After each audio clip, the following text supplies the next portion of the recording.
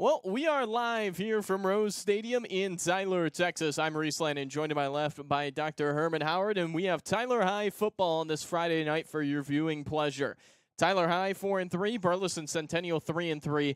Huge playoff implications tonight. The winner is in prime position to make the Division I District 7 5A playoffs, Herman. This is a big one for Tyler High tonight as they try to extend their winning streak. Absolutely. For Tyler High, they've won 2 games in a row. Big win last week, but also give credit to the running game. They rushed for over 300 yards last week, Reese, and also 4 touchdowns. So figure that the running game should play huge in tonight's matchup. And also talk about defense, the Suing brothers. Again, the Canning Suing, he leads the team in tackles. He's had an outstanding campaign. So I'm excited about this game tonight. Yeah, and when we talk about that running game, huge performance last week from Ashton Arriaga, career high. I believe he had 175 yards on the ground. Kadarius McMiller, 133 of his own. He had 3 touchdowns. Arriaga also had a touchdown. It was a 45-22 final, but the game was really never that close. It got to the fourth quarter, Tyler High up 45-7. When you look at the last 2 games, obviously you have Joshua and Cleburne at the bottom of the district, but as the saying goes, you can only play the teams in front of you, and Tyler High has played 6 really good quarters outside of that first half against Joshua. Absolutely. When you think about it, though, Reese, you have to play consistent, and for Tyler High, they've been very consistent within the last couple of weeks with the ground game and also the defense. That bodes well, especially in district play, and as a result, for Tyler High, 2-1 heading back home here tonight, and this is a highly anticipated matchup. And you said that you have to play the teams in front of you. This really is a must-win game for the Lions. Yes, a win tonight does not clinch a playoff berth, but a win tonight would mean either Tyler High has to win one of their 2 final remaining games, which they have Midlothian and Red Oak, or Burleson Centennial lose just one of their final 3 games. So they're basically in with a win tonight, especially with Highland Park still on the schedule for Burleson Centennial, but it's one that you can't overlook. You have to come into today and really take care of business. Absolutely. Keep in mind, this is a team, they are 2-0 on the road this season. So they played well this season. Remember, this is a team they started 2-0 in the regular year, but have lost 3 out of their last 4. So something has to give tonight. And as Chris Berman always said, that's why they play the games. Exactly. Well, last week, 37-33, a defeat by the Spartans to Midlothian. Midlothian is next week for Tyler High. That should be a really good game out in Midlothian. Tyler High coming into tonight, the offensive consistency, as you mentioned, has been there. Caden Granberry, he's thrown for over 430 yards and 4 touchdown passes. No interceptions in the last 2 games. He's got 14 touchdowns to just 4 interceptions now on the year. His receivers play a large part, but you got to give Granberry a lot of credit after week 1 where he really took a beating behind a big Marshall defensive line. He sure did. I tell you what, he struggled in the opener, but since then, he has really played well. Reese, he's been consistent. That's the main thing. Consistent in the pocket, and has really been the leader of the offense throughout this entire season. You mentioned the good numbers, 14 touchdown passes, only 4 picks on the year, and we'll see what he'll do tonight at home, and I think he'll have a good game. Yeah, and they're going to need him to have a good game. Burleson Centennial coming into tonight leads the district in total offense. They're a team that's going to score points, 2nd in the district in points per game, and that's even with a 7-point performance against Fulshire.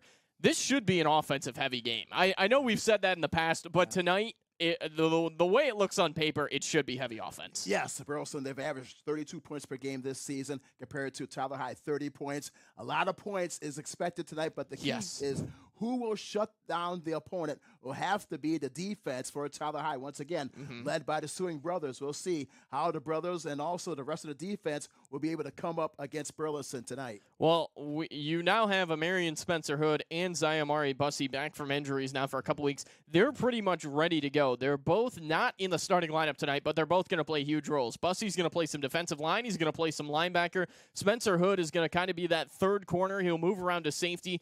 And it's no coincidence that with those 2 arriving for the Joshua game a couple of weeks ago, the defense has been so much better. Outside of 1 quarter where Cleburne scored 15 points during garbage time in the 4th quarter, this defense through 7 quarters has allowed 14 total points. That's been the key to turnaround for the Tyler High Lions this season, has been the defense. It's one of those situations, Reese, for the defense is that they now become accustomed to their roles.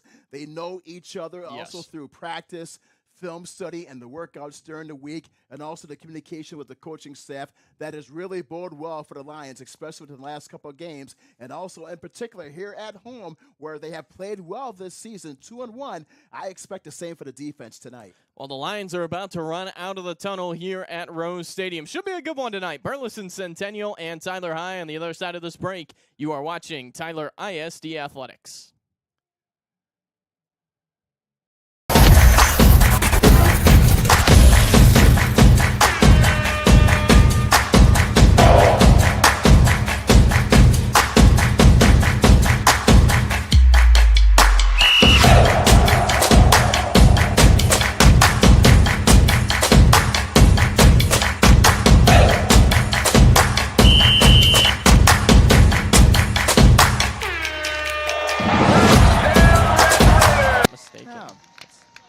Have you noticed that all the leagues are doing that now with the NFL?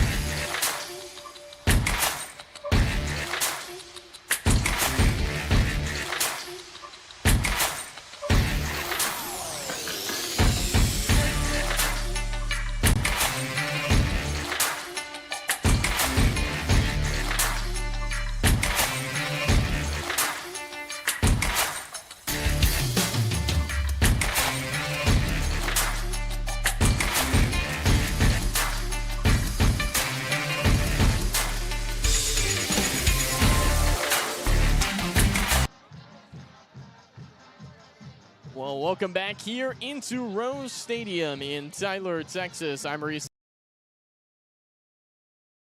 And joined by Dr. Herman Howard as we get ready for this one. Tyler High and Burleson Centennial in the middle of October on a Friday night. What could be better? Once again, Reese Landon and Herman Howard joining you here for this call. Herman, we talked about in the pregame, this should be a big one for both sides. Tyler High, they can essentially wrap up a playoff spot with a win tonight. It's a big one, and it's a big test. Absolutely, because a win tonight, and the Lions would improve to 3-1 at Rose Stadium, but also, most importantly, 3-1 in district play before next week's big game at division leader Midlothian. And also, when you talk about it as well, Reese, Coach Woods, he can improve his all-time home record to 6-3 since last season, and also a victory by the Lions tonight, and they would capture their third win in a row for the first time since last season's weeks 2 through 4 of last season. So this is a critical game when you talk about the importance for the Lions tonight. Yeah, they obviously had the huge start last year, starting really, really well. And head coach Rashawn Woods, he's done really well here at home. Tyler High and Burleson Centennial, as always, were presented by Wagner Cadillac here at Rose Stadium. You can probably see or not even probably, you can see the other side of your screen. There is not many fans who made the trip from Burleson Centennial. As advertised, it is about a 2.5-hour hike out here to East Texas at Rose Stadium.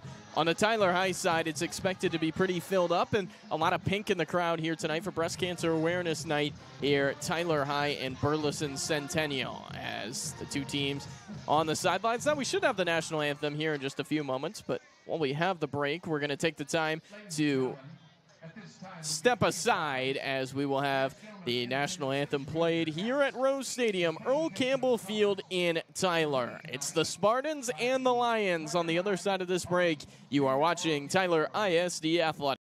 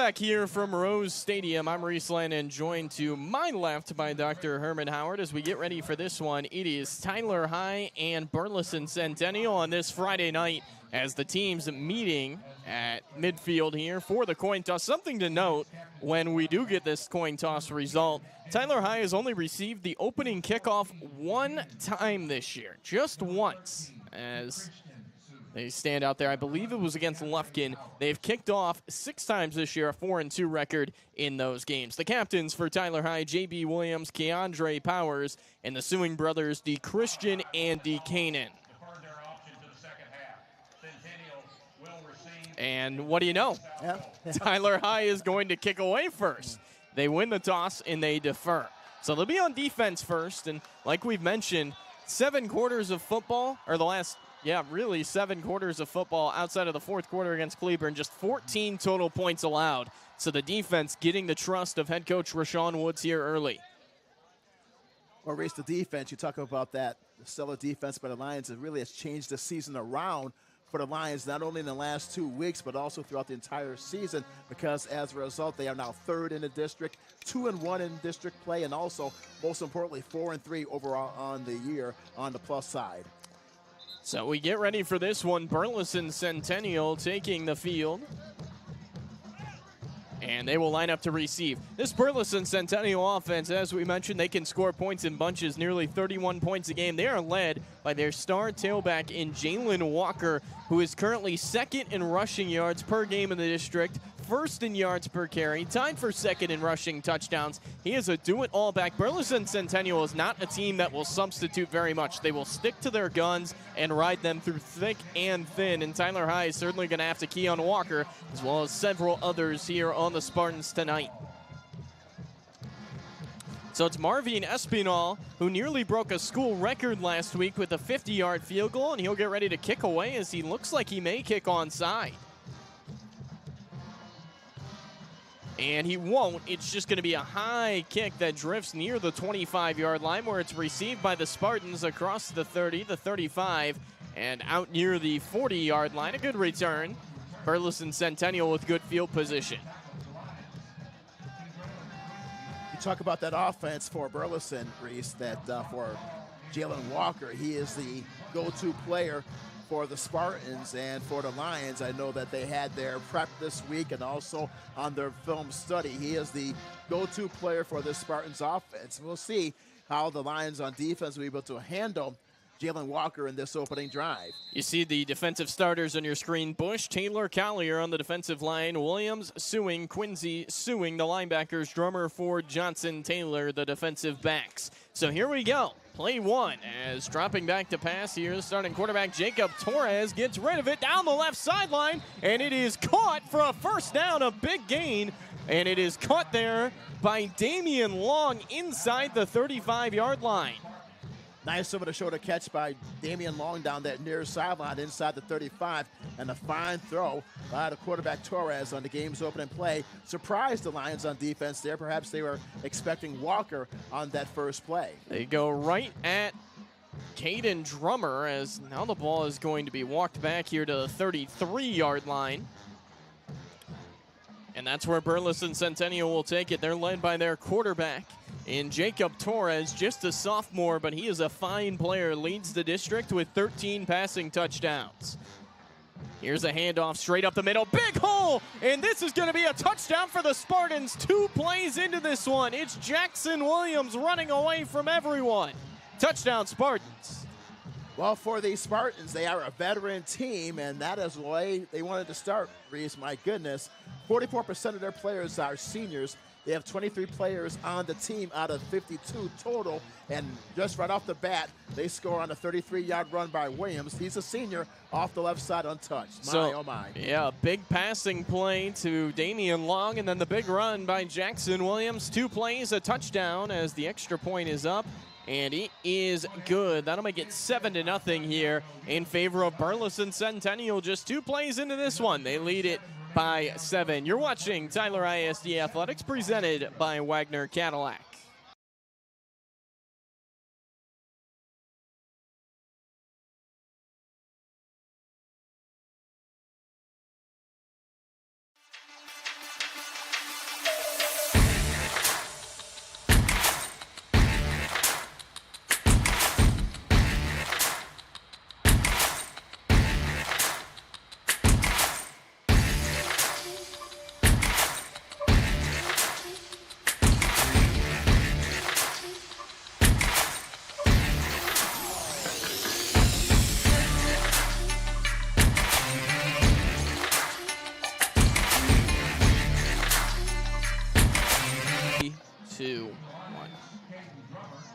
Welcome back here from Rose Stadium. Burleson Centennial 7, Tyler High none. Reesland and Herman Howard here for this one. And to kick it away here is going to be Jack Miller, the junior. As a Spartan kicker, it's a squibber straight down the middle. Caden Drummer has a return touchdown this year. He's across the 25, 30, 35, and steps out across the 35-yard line. A good return by Drummer. And special teams and defense here this year for Herman's been big for the Tyler High Lions. They lead the district. They have 4 touchdowns on defense or special teams this season. And that's one of the reasons why for the Lions they have the 4-3 record is because of the play of their special teams. They have been outstanding on that end this season, and also a great return across the 35-yard line. So a pretty decent field position for Tyler High to begin their offense. Get you the starters in just a minute, but the player to watch, I would assume Trey Harrelson, way high top of your screen. Davion Searles, the motion man, as it's Arriaga getting the carry to start the game, and Arriaga does not go much of anywhere. Back to the line of scrimmage, Burleson Centennial, good penetration that time. This is a defense that's been beat up a little bit. They've had their highs, but they certainly have had their lows. The one thing they really do well this year, though, Herman, they get a lot of tackles for loss. They have the top 2 guys in the district in tackles for loss. Yes, they do force the pressure on the defensive side. And also for the Spartans, this is a team, they have allowed 36 points per game on their defensive end. So Granbury back in the shotgun, Arriaga next to him. Play action, looking for Harrelson deep down the middle, and he overshot him. Harrelson had a step, but Granbury a little bit high with the throw, and just like that, it's 3rd and long. While we have the chance, we'll show you the Tyler High offense as it lines up. Harrelson, Searles, Quincy, the wide receivers. McMiller did not start this game. We were told he was going to, but Arriaga on the first drive. Granbury, the quarterback. Powers at tight end. It's Edwards, Mallard, Young, Lewis, Crispin up front. Crispin moving from left guard to right tackle a couple of weeks ago, and Mallard going from right tackle to left guard. 3rd and long here. Granbury deep drop, throwing long. He's got a man out there, Nick Collins, and it is, oh my goodness, did he catch that? No, he did not. It is intercepted. It is somehow picked off on the play by Jordan Tolbert, who had his back to the football. What a play by the senior Tolbert. He makes the over-the-shoulder catch for the pick. We take a look at the replay on the screen above us, and oh my goodness. Wow, it just kind of fell into his hands off of Collins. Yep. Collins had the football, but it was wrestled away, and it's an interception for Burleson Centennial. You do not see a lot of those. Actually was a pretty good throw by Granbury. More so, a great job to rip it away by Tolbert. So the Spartans back on offense here, trips to the left. As here's a middle give to the district leader in rushing, jumping out of a couple of tackles, and then pushed back is Walker. DeCanan Suing, as always, leading that charge. Well, Reese, you talk about Granbury with that throw moments ago, that interception. That is now his 5th interception of the year. So 14 touchdowns and 5 intercepted passes. So for the Spartans of Burleson, they have the lead. And how about that opening drive there, Reese, for Burleson? 2 plays, 60 yards, only 23 seconds off the clock. So here we go now, 2nd and 7. Motion man across the way is Keelan Gregory as it's a middle give up the middle, and breaking out of a couple of arm tackles up near the 29-yard line again was Jalen Walker. Kendralyn Quincy to Christian Suing in the vicinity. It's going to be 3rd down and 4.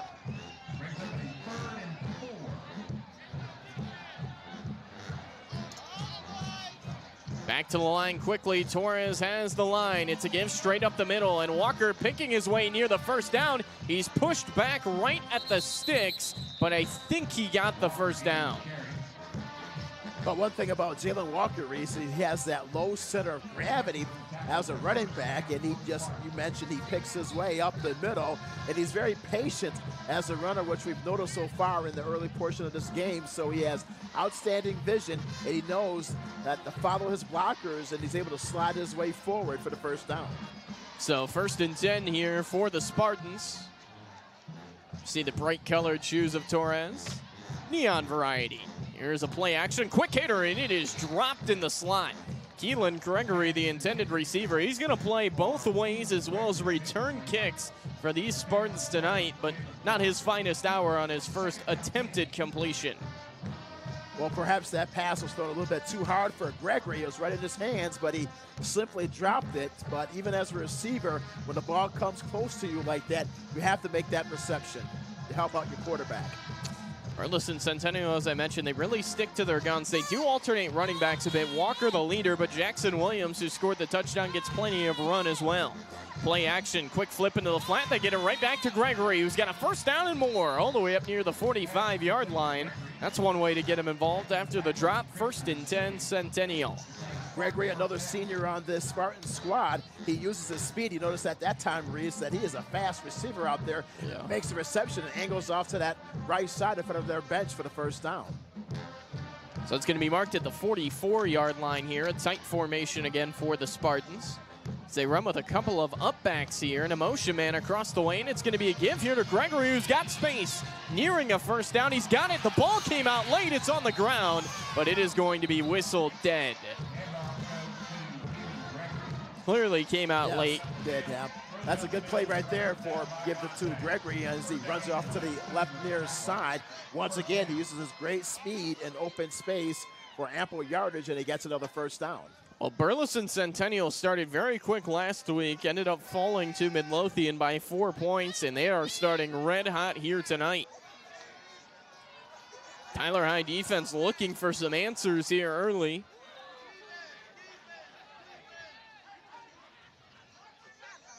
First and 10, Walker the back. As Torres is going to drop to throw, he's looking deep down the left sideline once more. Out there again is long, but great coverage that time. Jeremiah Taylor out there providing the boost. The safety in Braylon Ford also moving over there. 2nd and long. Taylor's right there with him, Reese, step for step down that far sideline. Outstanding coverage results in an incomplete. And keep in mind for the Spartans, this is a team, they have averaged 32 points per game, so they're able to slice their way down the football field against their opponents this year. 4 receivers here. Walker the back. Here comes a blitz. It's a speed option out to the left. Torres keeping all the way, and he's got a first down knocked out of bounds hard near the 35-yard line. It's going to be just short of a first down. So that sets up a 3rd and short for the Spartans, and perhaps this will, once again, we'll see if Jalen Walker will be able to get the carry on this 3rd down and short. It's going to be 3rd and 2. They give it straight up the middle. Walker's got it. He picks through a hole, and he's got a first down inside the 30 and wheeling his way near the 25-yard line. Well, I tell you, Reese, that Jalen Walker, he's tough to bring down. He's very strong, a very strong upper body, which all comes from the weight room for the months of summer training. So give him credit on the hard work, and also he was able to grind it out up the middle for the first down. And the top half of the district in rushing yards is a Spartan team, and you can tell here early. Motion man across the way, Dane Burnett, the tight end, looking deep to the left. It's a stutter move, throwing long, Damian Long, touchdown, Burleson Centennial. They go right back to the big play receiver for 6. Boy, oh boy, Reese, they made that look so easy. My goodness, what an outstanding throw to Long. He was wide open down the left sideline, makes the easy catch, and goes in untouched for the score. What a play. Safety Ford was over there to help again, but a perfect throw from Torres, his 15th touchdown pass of the year. Santiago Rios' extra point is up, and it is good. How about this start? The Spartans, they came to play. They lead 14-0 here. 6:57 to play here in the first quarter. You are watching Tyler ISD Athletics.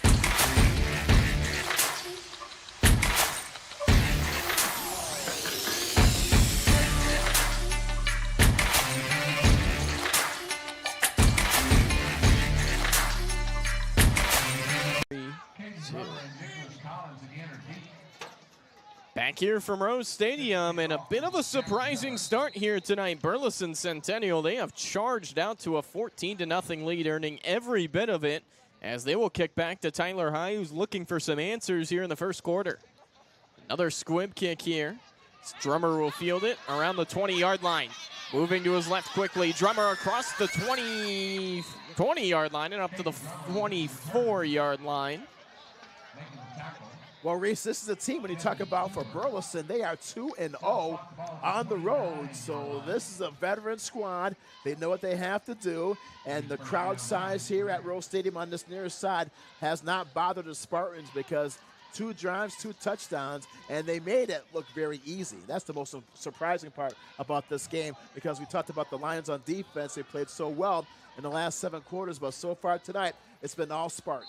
Well, you wonder how different the game would be right now if Granbury and Collins were able to connect on that big completion. Instead, it ended up being an interception for Granbury. 1st and 10, McMiller the back, and he'll get his first touch of the game straight into the line and piles ahead for a couple. McMiller came into today 75 totes on the year. He's got 514 yards, 6 touchdowns, and he's averaging a pretty robust 6.9 yards per carry. He had a huge game last week with the 3 touchdown rushes that you mentioned in the pregame. Certainly a weapon, also has a receiving touchdown. 2nd and 8 here for the Lions, as it's another give to McMiller, working to his right. McMiller's got a little bit of space, and then he is driven down at the 34-yard line. Call it 3. It'll be 3rd and 5. Well, for the Lions, Reese, they have to convert on these 3rd down conversions, because you do not want to get into a situation, especially early in the game, in which you are unable to convert on 3rd down. You have to punt it back to the Spartans. Yep, and that offense has been red hot. Get the defense a little bit of a break. 3rd and 5 here for Granbury. McMiller to his left, 3 receivers top of your screen. And it's another run. McMiller trying to bounce, and he is eaten up for a loss. There's Jack Long, who leads the district in tackles for loss. Tyler High tried to fool the Spartans on 3rd down, but they were not fooled. What a great play there by Jack Long. He just rips him down by the shoulder pads and hauls him down to the turf at Earl Campbell Field. Nothing doing there for the Lions on that drive. They were 3 and out. Outstanding defense by the Spartans. So it's going to be Trey Harrelson to punt again, and he came on to punt in the middle of the Joshua game, or rather the Lufkin game, and really just hasn't given it up. He's done a great job punting the receiver this year, who's been all-world as a receiver when punting the football, averaging almost 38 yards a punt. And this is another good one. Knuckleball. And it bounces inside the 30, finally picked up by Keelan Gregory. The speedster's got space, 35, and a great tackle at the 38-yard line. And guess who made that tackle? It's the punter, Harrelson. All-around athlete. Harrelson also, of course, leads the Lions in touchdown receptions with 9, and also an outstanding punt. Great job. Well, it's going to be up to the Tyler High defense, who is reeling right now following 2 quick scores by the Spartans. In this drive, you're just hoping to get something. Get a stop, force a punt. It has been way too easy here for Burleson Centennial early. And also, even better than that, 3 plays and out if the Lions could force and shut down the Spartans on offense, which, of course, they have been unable to do so far in tonight's game. Jackson Williams is the back in the game to start things here. 4 receivers. And it's going to be a pass. Torres looking on the comeback route. High throw, and Jacob Brown comes down with it. What a catch. Pass is complete to James Brown. Gain of 9, James Brown. My apologies. What a grab. That's indeed true, Reese, especially made that catch over his left shoulder with 2 defenders draped all over him. That is a great athletic play. Outstanding eye concentration on the football. So an outstanding catch is going to set up 2nd and less than a yard. Burnett, the tight end, goes in motion. And here's a give straight ahead, and this time the Lions defense gets the penetration. It's Abby Sandro Cornelio in there. He's got a tackle for loss. To Christian Suing also there. And Cornelio, he's got his first tackle for loss on the season. That's the best defensive play for the Lions so far tonight. They converge on that tackle for no gain. That's what the Lions need to do, Reese. They had to put pressure on the running backs, especially 2 to 3 defenders on each and every play for the Lions. This has been a tough go so far, but you got a 3rd and 3 following a nice defensive play. 2 tight ends in the formation. It looks like Burleson Centennial is going to mash ahead, but they won't get it. Stuck up right at the line of scrimmage. A whole host of Lions. J.B. Williams leads the charge.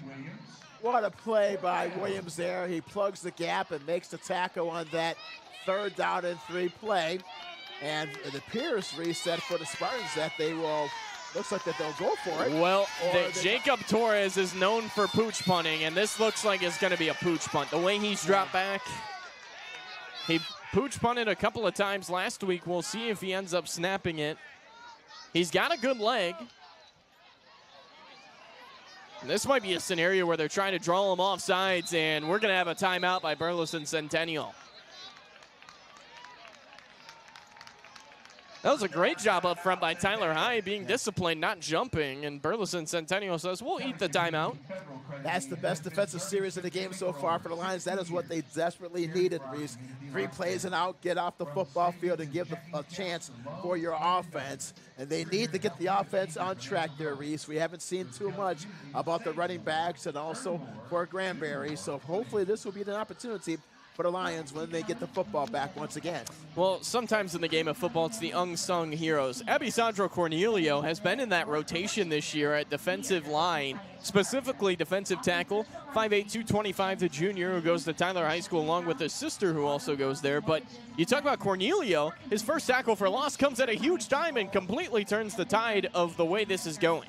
And you talk about that as far as key plays. It only really takes one key play to turn the tide in any game. And hopefully for the Lions, that key play moments ago with that big tackle will flip it for the Lions to their advantage, even though they are down by 2 touchdowns. But again, Risa, I think it's still early, and the Lions have plenty of time. Well, Torres is by himself. We'll see if he punts. He will. High kick, not particularly deep, but it's going to get a Burleson Centennial roll, to say the least. And it's going to die dead around the 12-yard line. A fantastic punt, 50 yards, no return. And that's about as good as you can get there from Jacob Torres, the quarterback, pooch punting. That pins the Lions deep in their own territory. They'll mark it just outside the 10-yard line. So perhaps this is one of the opportunities for the Lions in which they can have a long, slow, methodical drive, especially with their 2 tandem of running backs in the game, McMiller and Arriaga, to put pressure on the Spartans' defense. They're just trying to get something going right now. No first downs yet. 3 and out the first 2 times they got it. Have it at their own 12 here. Arriaga is the back. It's a pistol formation here for Tyler High, and Arriaga gets it straight ahead. Solid run on first down. Call it about 3.5 on the play for Arriaga. Jordan Tolbert, who had the interception, was in there on the tackle. Well, for the Lions, Reese, that's what they need to do, to try to pound the rock, to put the pressure on, especially on the Spartans' front 4. Arriaga, an all-district performer last year, stepped in due to some injuries and really did a nice job. Part of that duo in the backfield here for the Lions.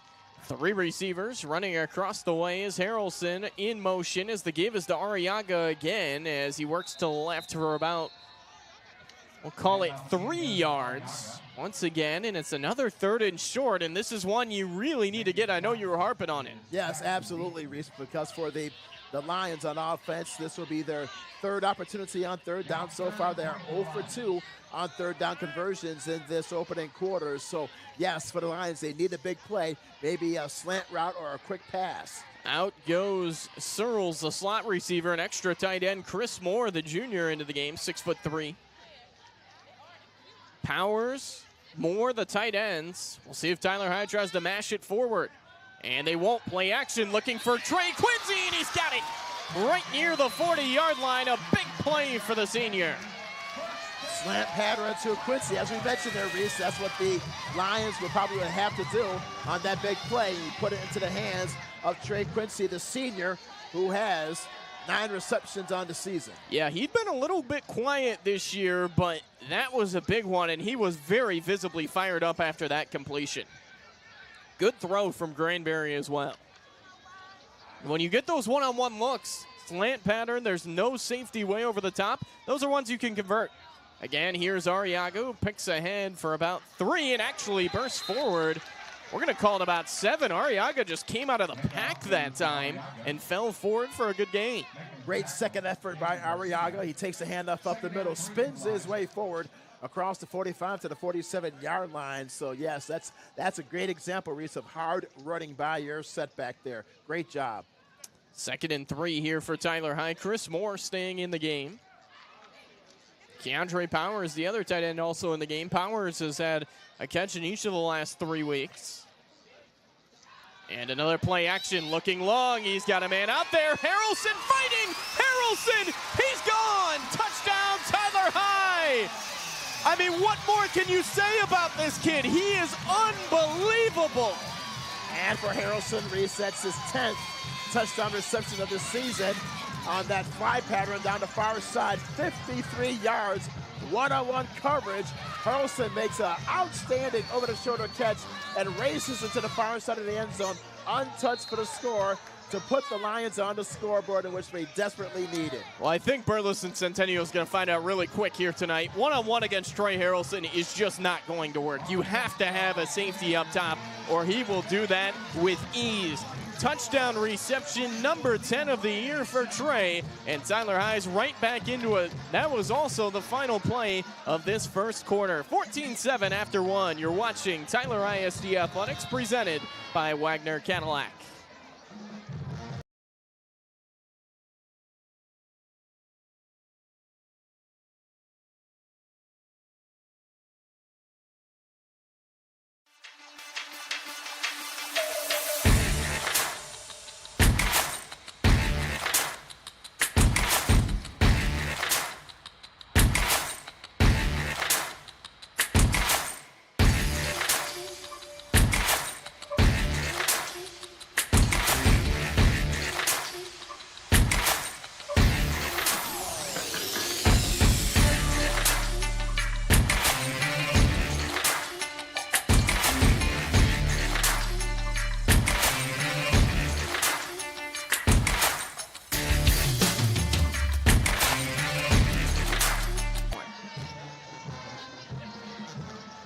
Well, you are watching Tyler ISD Athletics, presented by Wagner Cadillac, but if you just joined us, you're probably watching the Trey Harrelson show. His 10th touchdown reception of the year, as a high kick by Marvin Espinal near the 25 will be returned here, and out near the 35-yard line before the blue wall pushes back the return man. So 14-7 after 1, Reese Lane and Herman Howard. And Herman, Tyler High, through the first half of the first quarter, it was looking pretty dire, but they get the stop and they get the touchdown. That's exactly what you need. Yes, exactly. For the Lions, they're able to regain their composure after those first 2 drives, settle down and say, hey, wait a minute, we have a football game here. Yep. And then they're able to get that 3 plays and out on defense and also get the football back and that bomb to Harrelson for that 53-yard reception moments ago. His 10th touchdown grab of the year, but for Granberry now, he has fired 15 touchdown passes of the season. Star quarterback for the Lions to get them back into the game. So here we go, 1st and 10. Torres, the quarterback, as he will hand off to the left. Jalen Walker trying to pick his way, and he is chased out of bounds. Great pursuit by the Lions on defense to that near side. And I'll tell you what, Reese, for the Lions on defense, they have been stellar within the last 4 plays on their defensive series. And perhaps it's just one of those things, hey, let's get this thing going. And the Lions on defense, they have responded so far. Well, a guy I want to take a peek at, Daniel Bush, who was chasing the man out of bounds there. 24 tackles, 10 tackles for loss, 2 sacks this year. He's been big, just a sophomore. That defensive end wearing number 44. Torres, quick hitter on the screen. It's caught quickly here by Brown. There is a flag. Brown got about 5, but I think this is going to be a hold against Dane Burnett. And if this stands, Reese, this will be actually the first penalty of the game. That first quarter was so flawless. It went by so fast. 30 minutes it took on the clock from 7 o'clock to 7:30 to play that first quarter. It was a rapid moving first quarter, so we have an early penalty to start this second quarter. Well, the holding is actually called against the receiver in James Brown, so I think the officials have the number wrong. I think it was the tight end who was the inverse of 24-42. I believe that was on Dane Burnett. Well, the good news there, it pushes the Spartans back. So for the Lions, they'll have a great opportunity to move up with their front four. Burnett goes in motion. Walker once again the back. Deep drop, stepping up. Torres is going to run as he slides down. Might have been able to get a couple more yards, but slides down to avoid the hit, and it's going to be 3rd and long. That's a good example of smart football right there by Jacob Torres, the quarterback there, Reese. He was able to find some room, and then, hey, wait a minute, I want to play another play. He quickly slides down. And it's actually going to be marked here where he started the slide at the 32-yard line, so it's a gain of just 2. When he vacated the pocket, it looked like he was going to have some room to work with, but instead it's 3rd and 10. 4 receivers, an obvious passing down. Look right here for Keelan Gregory. Deep drop, Torres steps up, moves around the rush, looking out of the backfield, flips it, Walker, and a great tackle. That's a Marion Spencer Hood, who they call Hood Island, known for his coverage ability, and that time he makes a great tackle. Spencer Hood is only a junior, 5'10", 155-pounder, makes a stop on that play at the near side.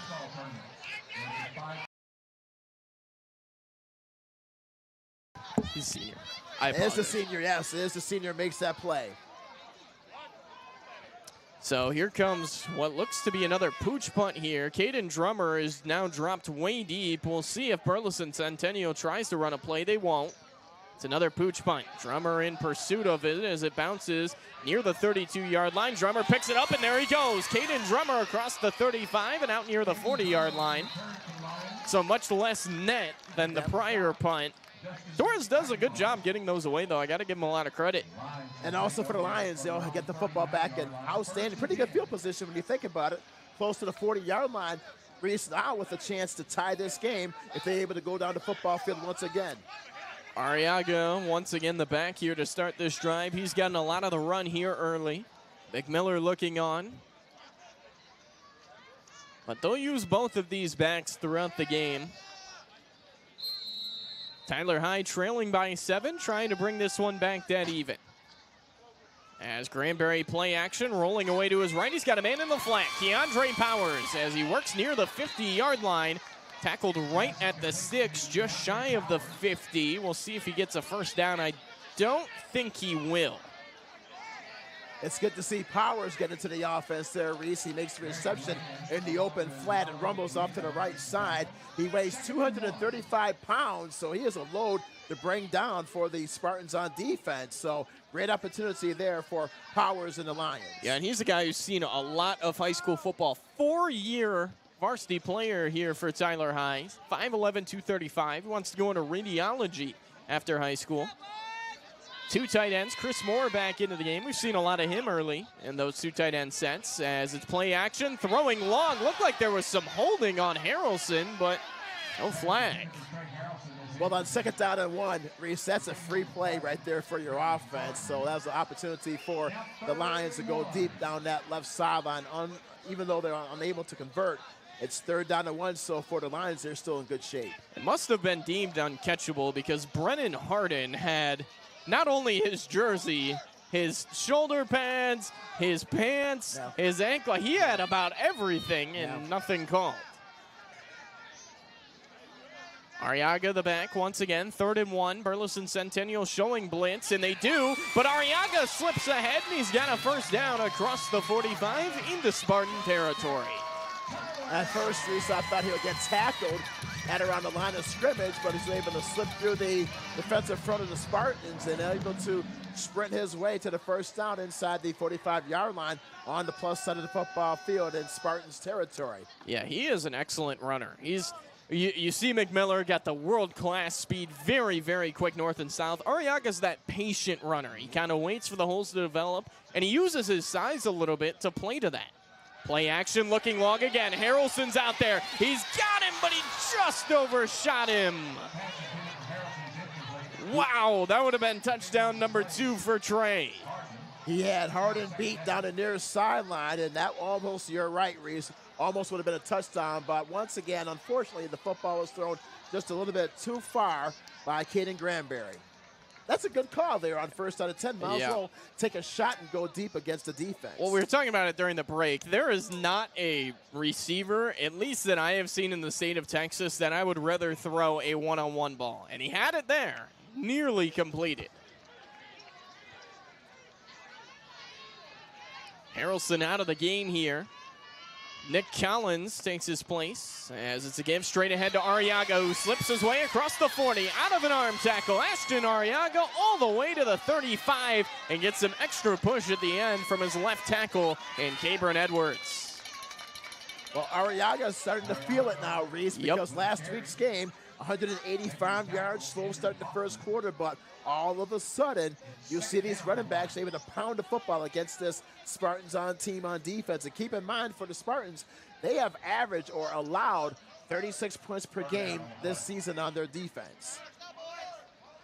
So 3rd and about a yard. We'll call it a long yard at that, as now a player has gone down for Burleson Centennial before the snap. And holding his leg, the player down is Nick Hart, the defensive tackle, as he's now up to his feet. We're not going to step away, or actually it might be his arm. Don't want to speculate too much, but yeah, Nick Hart now walking off under his own power.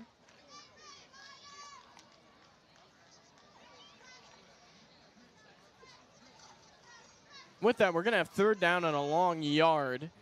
And here, if you're Tyler Herman, what are you thinking? Smash it straight ahead? Absolutely. You take a shot? Absolutely, because that ground attack has bode well for the Lions in their last couple of drives. You have 2 cases. You can go with Arriaga and also or Mick McMiller, or the carrier, Mick Miller, 131 yards last week and 3 touchdowns. When you talk about both 2 running backs, Reese, combined this season, they have rushed for 10 touchdowns on the year. Well, Tyler High does have 3 receivers in the game. Keandre Powers is that H-back tight end. He's motioned inside. Jordan Choice here, the receiver. Arriaga up the middle, and he's not going to get there. Actually, he lost about a half a yard. And now it's going to be 4th and 3, and I think you're in position where you're going for it no matter what. Yes, I think they have to go for it on 4th down and short, 3 yards to go. Perhaps spread the receivers. Looks like that's what they'll do. Use their outstanding wide receivers and the speed, because Harrelson's to the near side. New back in the game, it's McMiller. Marvin Espinal, the kicker for Tyler High, hit from 50 last week, but he's not even near the playing surface right now. He knows they're going. We'll see what the play call is. McMiller, play action. Granberry drops. It's a screen. McMiller's got it, but Burleson Centennial strings it out, and they will stop it for a loss. They tried the same play call that they had ran against Joshua in the 4th quarter, where McMiller scored a touchdown on his only reception of the year, but that time Burleson Centennial was ready. Well, for the Spartans, they were not fooled on that 4th down and 3 play, Reese. That's a good example of watching the film during the week.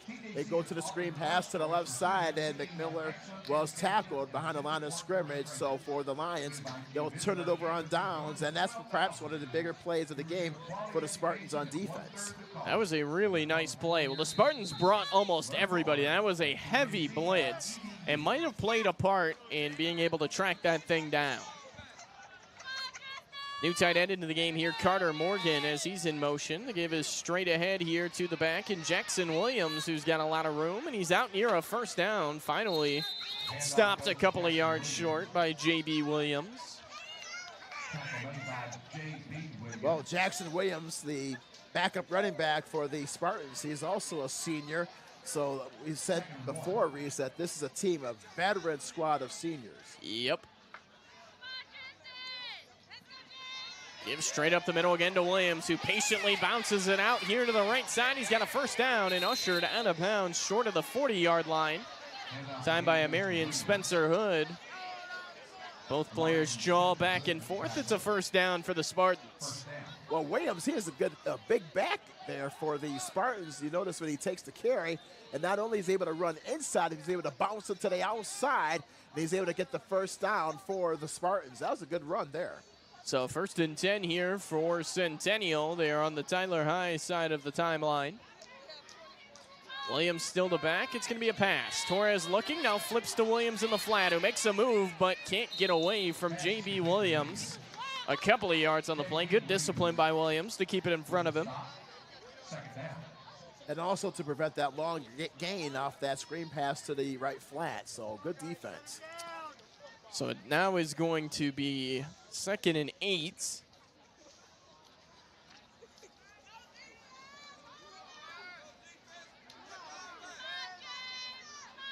Burleson Centennial back to the line of scrimmage. Here's a sweep to the right with Walker, who tries to patiently bounce back and does a nice job to get a couple. He could have strung it out for no gain, but does pick up a couple. It makes it more manageable here on 3rd down for the Spartans. That's a good job there by Walker. He's able to take the handoff, and he's able to follow his blockers and be patient. He's able to scamper ahead for a couple of yards, and now all of a sudden, for Burleson, they face a 3rd down situation. 3rd and 6, tight formation out to the left. Here's a quick screen, and Gregory dropped it. I think it was a forward pass, and it was. Centennial diving on it quickly, and for Keelan Gregory, that's his 2nd drop here early. That's surprising because Gregory, once he's able to get his hands into the football, we notice that he is very dangerous in the open space, but yes, surprisingly, that's his 2nd drop of the game. Maybe it's a situation reason for lack of concentration. Yeah, you watch on the replay, just did not have the football. So Centennial will go for it here. 4th and 6 on the Tyler High 39. Lions trying to get off the field. Torres drops. Torres looking long. It's out there, and it is incomplete. Out of bounds off the right sideline. There was some contact. Spencer Hood in coverage, and Hood Island shuts it down. Outstanding defense by Hood Island on that near side. One-on-one coverage. The pass falls incomplete in the right corner of the end zone. So for the Lions, outstanding job on their defense on that series. They able to get off the football field, and also an opportunity for their offense, a chance to drive down the field and tie the game in the late stages of this first half. Yeah, there was some hand fighting at the line of scrimmage, but it was really hard to tell who it was on. The intended receiver, James Brown, certainly wanted a defensive holding call, but he didn't get it, and the ball was thrown out of bounds regardless. McMiller the back here to start with 4 receivers for Tyler High, and Rashawn Woods wants to call a timeout and talk it over. Looks like the Tyler High offense might be a little out of sync. We got 1st and 10 when we come out of the timeout. 5:31 to play here in the first half. Burleson Centennial 14, Tyler High 7. You're watching Tyler ISD Athletics presented by Wagner Cadillac.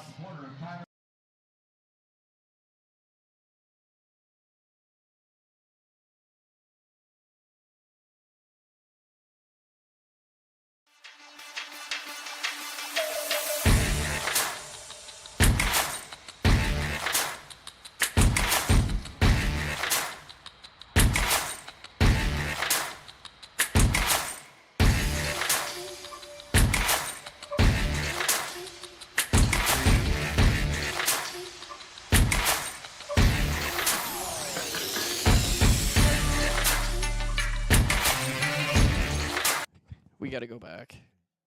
Yep. Got it. Thank you, sir.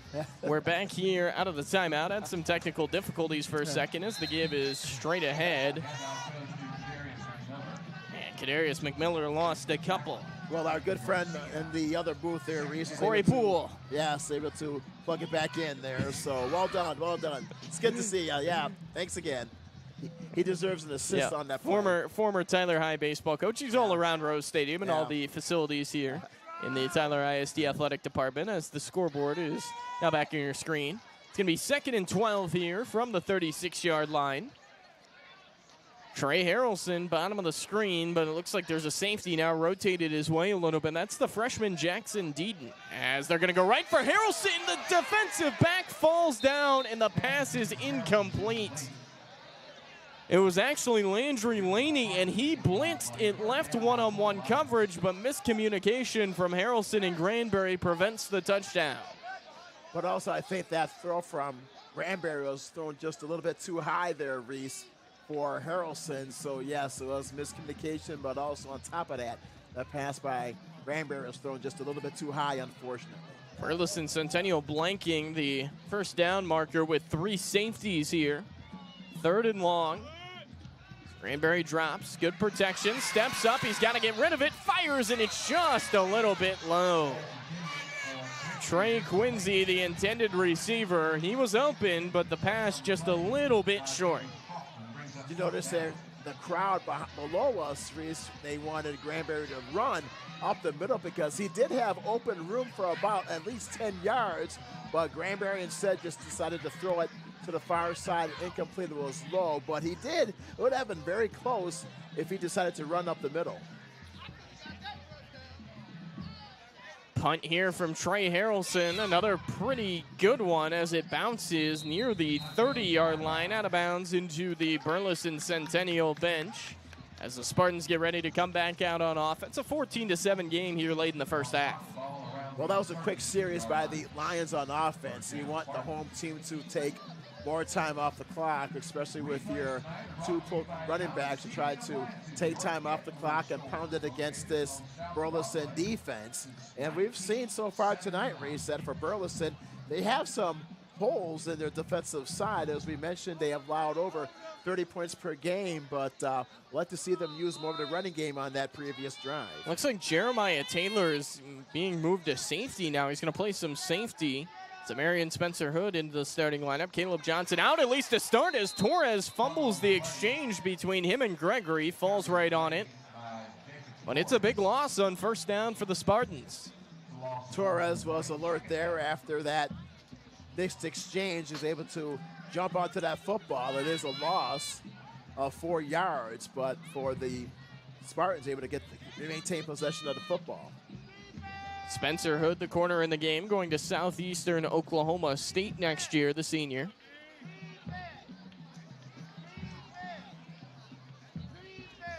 Tyler High moving around a little bit defensively. 2nd and 14 here for Centennial. And it's a sweep here to the left for Walker, who's got a solid run. Hit out of bounds right near the original line of scrimmage. Looked like Braylon Ford was over there. Now it's going to be 3rd down. Ford, a part of that great Tyler High track team in the spring. Nick Collins also on that team, a big-time sprinter. 3rd and 10 here. It's an obvious passing down and one you really need to get off the field on. Yes, and for the Spartans, 2 out of 5 on 3rd down conversions in the game. Motion man Carter Morgan, he's the tight end in the game. As deep drop by Torres, he's flushed from the pocket, looking for somewhere to go with it. Now across his body, tipped and nearly intercepted. And it's a Marion Spencer Hood again in coverage. Wow, that was a dangerous throw there by Torres. Reese, he rolls out to this near side and throws across his body to the middle. That pass almost would have been intercepted, so that's a dangerous throw by the young quarterback in Torres. Yeah, he is lucky that wasn't intercepted. Great job by Spencer Hood to read the eyes of the receiver. And 4th down. Burleson Centennial had such a great start offensively. 2 touchdowns on their first 2 drives and very quickly, but ever since, it's been a kind of a sputter. Here's a conventional punt, no pooch punt, as it'll be kicked away here by Jack Miller as it dies near the 45-yard line. Not a great punt. This will be good field position. Especially with over 3 minutes to play in this first half, Reese. Mentioned the great field position. Also, like to see the Lions maybe have more of an established running game on this current offensive series, because the last one was rather disappointing. Quickly 3 plays and out, and also that long overthrow pass. So let's get the running backs back into the game, Arriaga and also McMiller.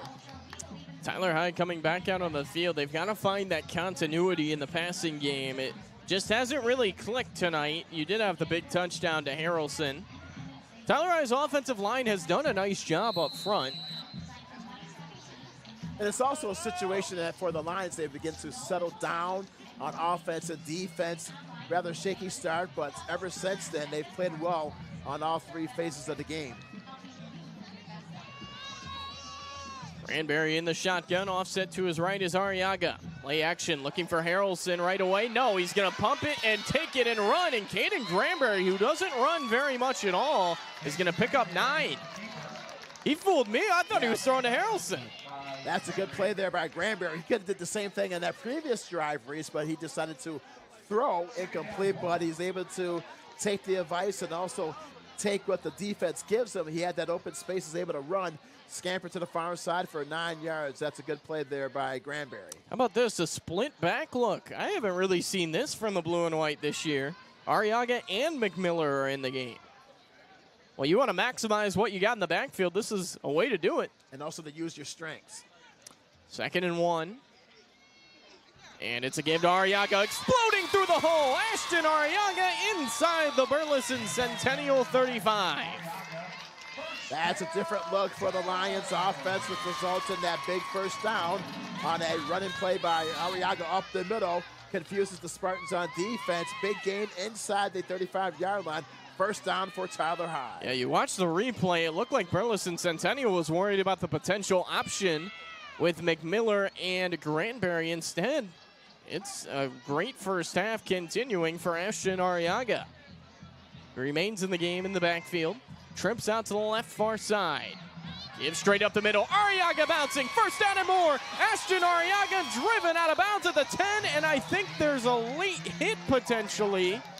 But Arriaga has now thrown his hands up. And I wonder if this is an offensive face mask on the stiff arm. That was Jackson Deaton there on the stop for the Spartans as he runs down to the far sideline against Arriaga. And right, that was a good call on offense, but we'll see in regards to the penalty. Looked like Arriaga was upset, and that would maybe indicate that it was on him. The only thing I could think of would be the face mask. And that's exactly what it is. It's an offensive face mask. Oh, wow. That against that big run play by Arriaga and for the Lions, so they have to move the football back. They will still have it first down, and they will actually pick up yards on that play. So in a way, Reese, this gives them some breathing room at the 25-yard line with the football at the far hash, so especially with the 3 receivers to the left. So Arriaga, and it was at the end of the play, didn't have to do it. You could tell he was upset. Obviously, in the heat of the game, you can't really control that. So to be 1st and 3 here from the 25-yard line. Play action, here's a screen. Davion Searles, the slippery slot receiver. He's got a first down and more, and he's got it inside the 10, 1st and goal. Searles doesn't get the ball that much in comparison to Harrelson, Reese, but once he does, he is so dangerous in the outside, makes a reception, and then quickly sprints his way inside the 10-yard line. And you see on the replay, speed for Davion Searles. He's the slot guy, 2nd on the team in receptions. As the old saying, speed kills, and that was a great example of that on that reception. Motion man Trey Quincy. Give is to the left. Actually, no, Granberry's going to keep it himself out here to the right, and he is not going to get anything. In fact, lost a couple. Maybe 3. Brought down by Brenton Harden, the senior, on that far side. Give Harden credit. He is so fast, he is able to make that ankle grab on Caden Granberry. Under 2 minutes to play, so Tyler High is going to run some clock here. Remember, Burleson Centennial has used a timeout, so they can only stop it 2 more times. They're at least going to let it run down here. Tyler High certainly looking for 6, but it's going to be tough here now from the 11-yard line. They have to punch it in, Reese. Give straight up the middle. Big hole. It's Arriaga fighting inside the 5. Ashton Arriaga. He's got all the heart in the world. Touchdown, Lions. And the Lions responded in a huge way. We just mentioned moments ago, Reese, that they had to score on this drive. And for Ashton Arriaga, that's his 5th touchdown run of the season. On that 11-yard, he picks his way off to the left side for the score. I mean, you want to talk about a guy who personifies team. Ashton Arriaga, he's not the biggest guy in the world. He's not the fastest guy on the team. This guy's just a football player. There's no way around it. Extra point by Marvin Espinal is up. It is good. Tyler High has roared to life. 1:22 to play here in the first half, and we are tied at 14. You're watching Tyler ISD Athletics presented by Wagner Cadillac.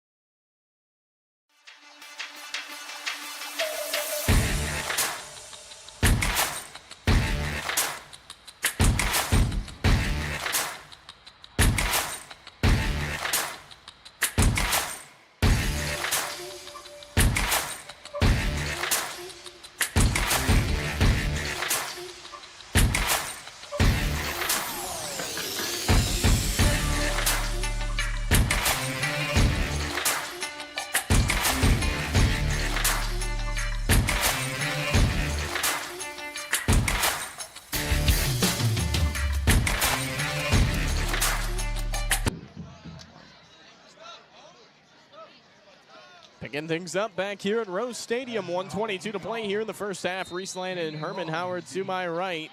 Tyler High's roared to life. They scored at the end of the first quarter on a long touchdown pass, and then an 11-yard rushing touchdown just moments ago by Ashton Arriaga.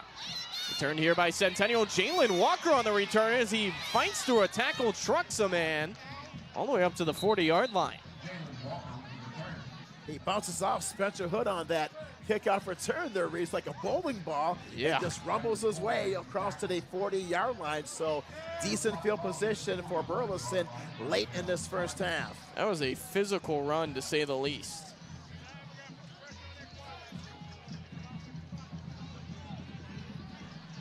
So here we go. The Spartans back with the football, and they've got pretty good field position here. 2 timeouts as well. They can definitely push it down the field.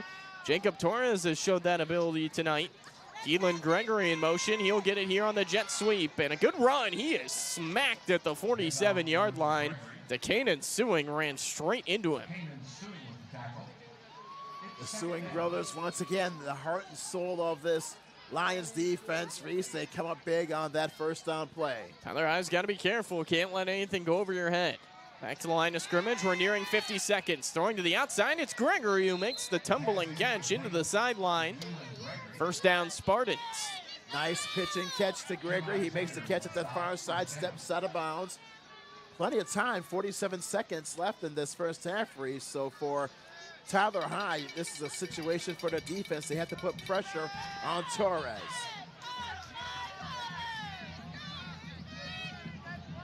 Here's a run here with Jalen Walker, and I gotta be honest, I am not loving that play call if I'm a Centennial fan, and they're gonna have to take a quick timeout. Yes, and also about that call, when you run it like that, also I think that Tyler High, the Lions, they were expecting that, so bode well for the Lions on that play. Timeout, 41 seconds, and yeah, that's probably one of those situations, maybe try to throw to the sideline, which they've done so well on that previous play for the Spartans on that far side to Gregory. Longest field goal made this year by Burleson Centennial is 38 yards, so you got to think you got to get it near the 20 to be in range. That's about 20 yards from where we're at now. But yeah, I'm a little dumbfounded by that call, to be honest with you. Yeah. Having those timeouts and moving the ball the way you were. I guess trying to catch Tyler High by surprise, but they definitely didn't.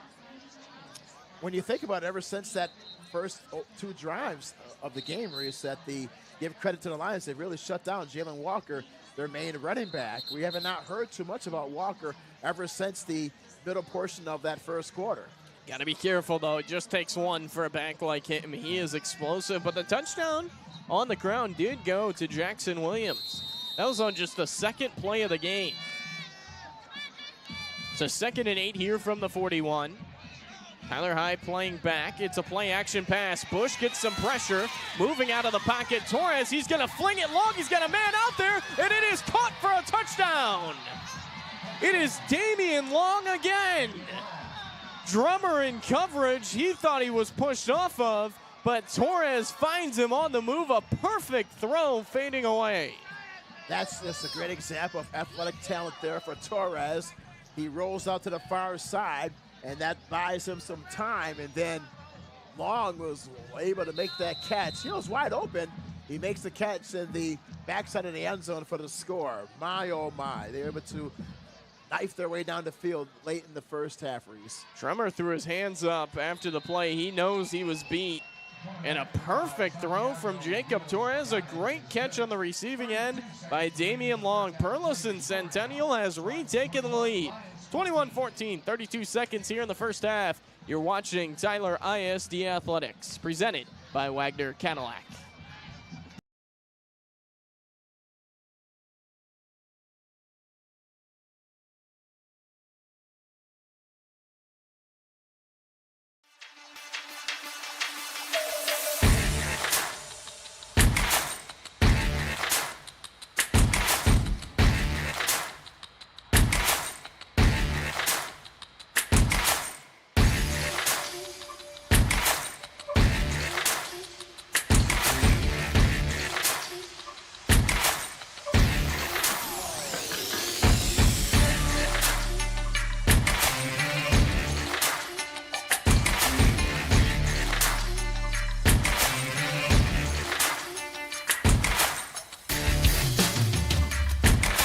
2, 1.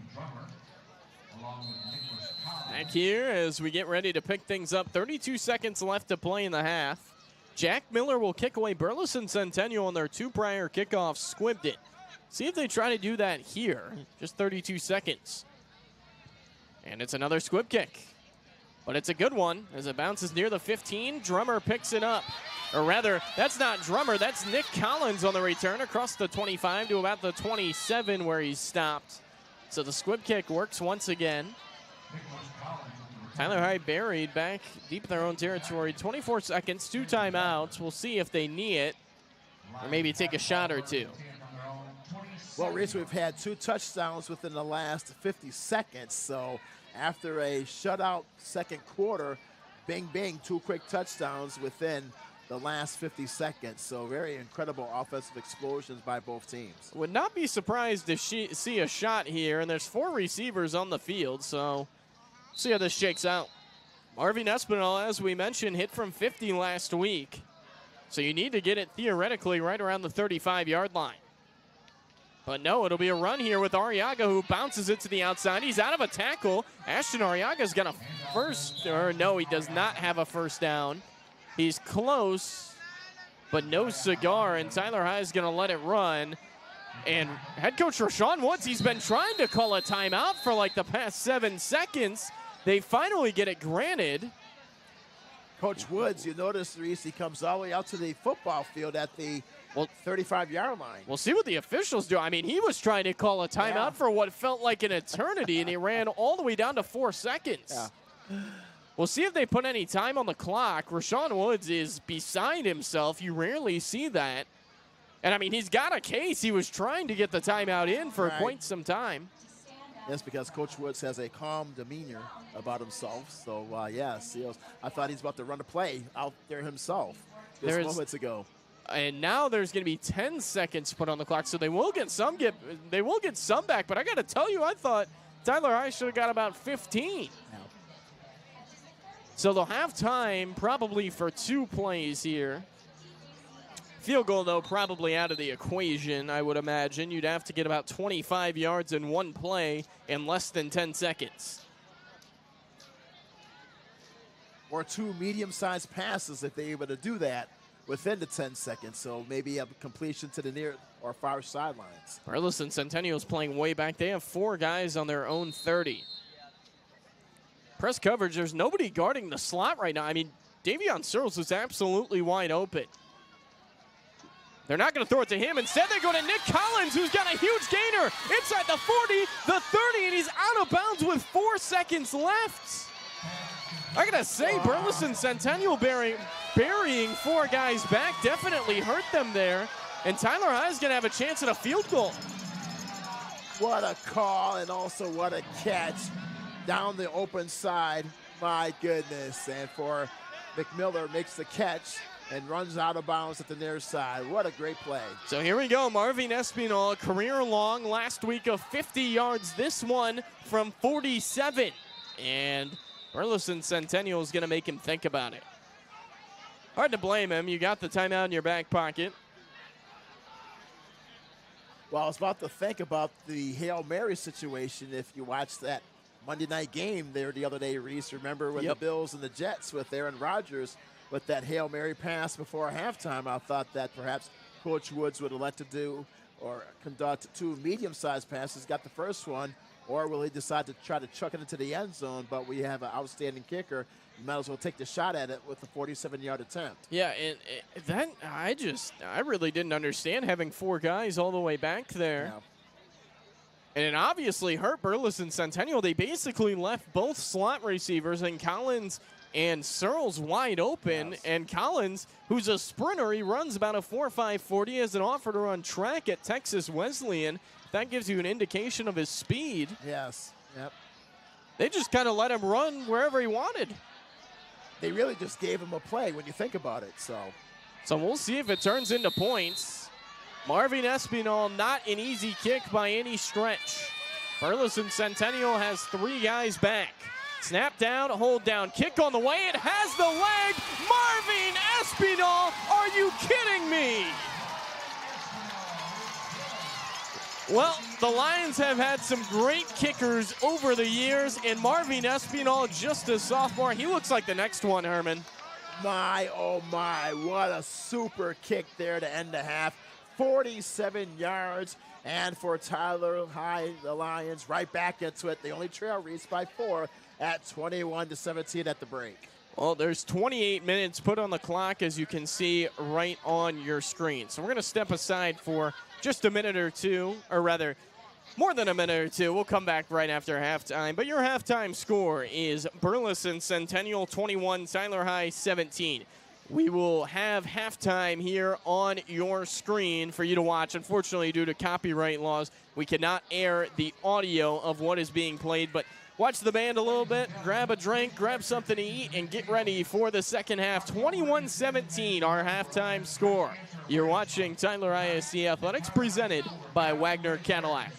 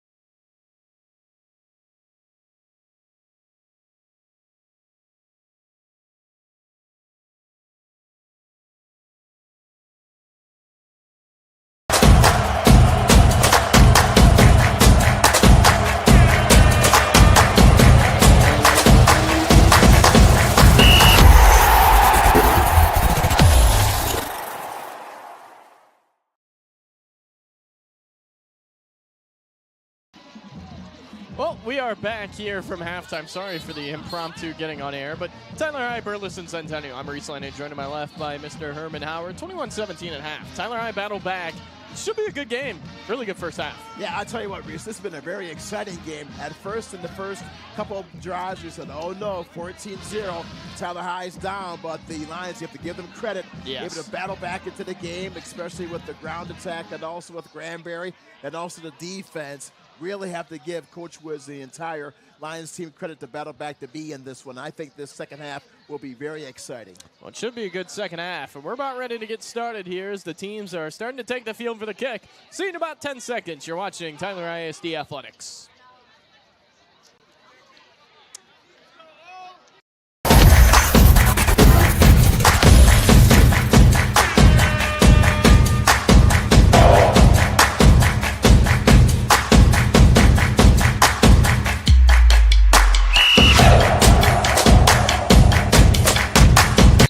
We're back as we get ready to start the second half. Now you can see it on your screen, but Tyler High trailing this one at 21-17. They're going to get the ball here to start the second half after deferring. We talked about it in the open.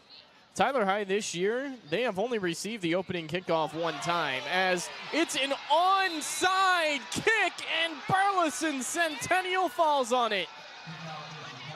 How about that to start the second half? Oh my, it just ricochets off one of the Tyler players there and then goes right back to the Carroll, right back to the Spartans. Yeah, so it might have been a squib great kick, actually. Yeah, oh my. Yeah, maybe not your onside kick, but it works just the same. And just like that, a lot of what this game has had so far is flipped. So Tyler High had some momentum, got the late field goal, trailing by 4, getting the ball to start the second half, and now Burleson Centennial has it on the Tyler High side of the 50. So a risky call, and it works out. Well, maybe not that risky. They've been onside, or rather squib kicking, but that one works to a T. Deep drop by Torres, no pressure. He rolls away, trying to get something out of nothing, and then he's pushed back for a loss of a couple. And Burleson Centennial wanting a flag. They're not going to get one. I gotta say, I mean, he was in bounds. That feels like a very legal hit to me. Yes, that was the cannon suing on that defensive side for the Lions. He pushes Torres out of bounds at that far side. So for the Lions, Reese, they actually have to regroup and say, hey, let's play some football here. We're back on defense. We have to find a way to shut down Burleson in this opening drive of this second half. I think Torres might have read the wrong hole there, too, because he had an opening for at least a couple yards, tried to string it out, and instead actually loses a couple. Here's a middle give inside, working his way back across the 50, right near the original line of scrimmage. That's Jackson Williams. He's going to bring up 3rd down and long. Well, Reese, I want to go back to that onside kick by Burleson. My goodness, it seems like that for a moment that maybe they caught the Lions sleeping there, and as a result, that for the Spartans, they were Johnny on the spot, able to get that football, and they have, as a result, on offense with a 3rd down situation.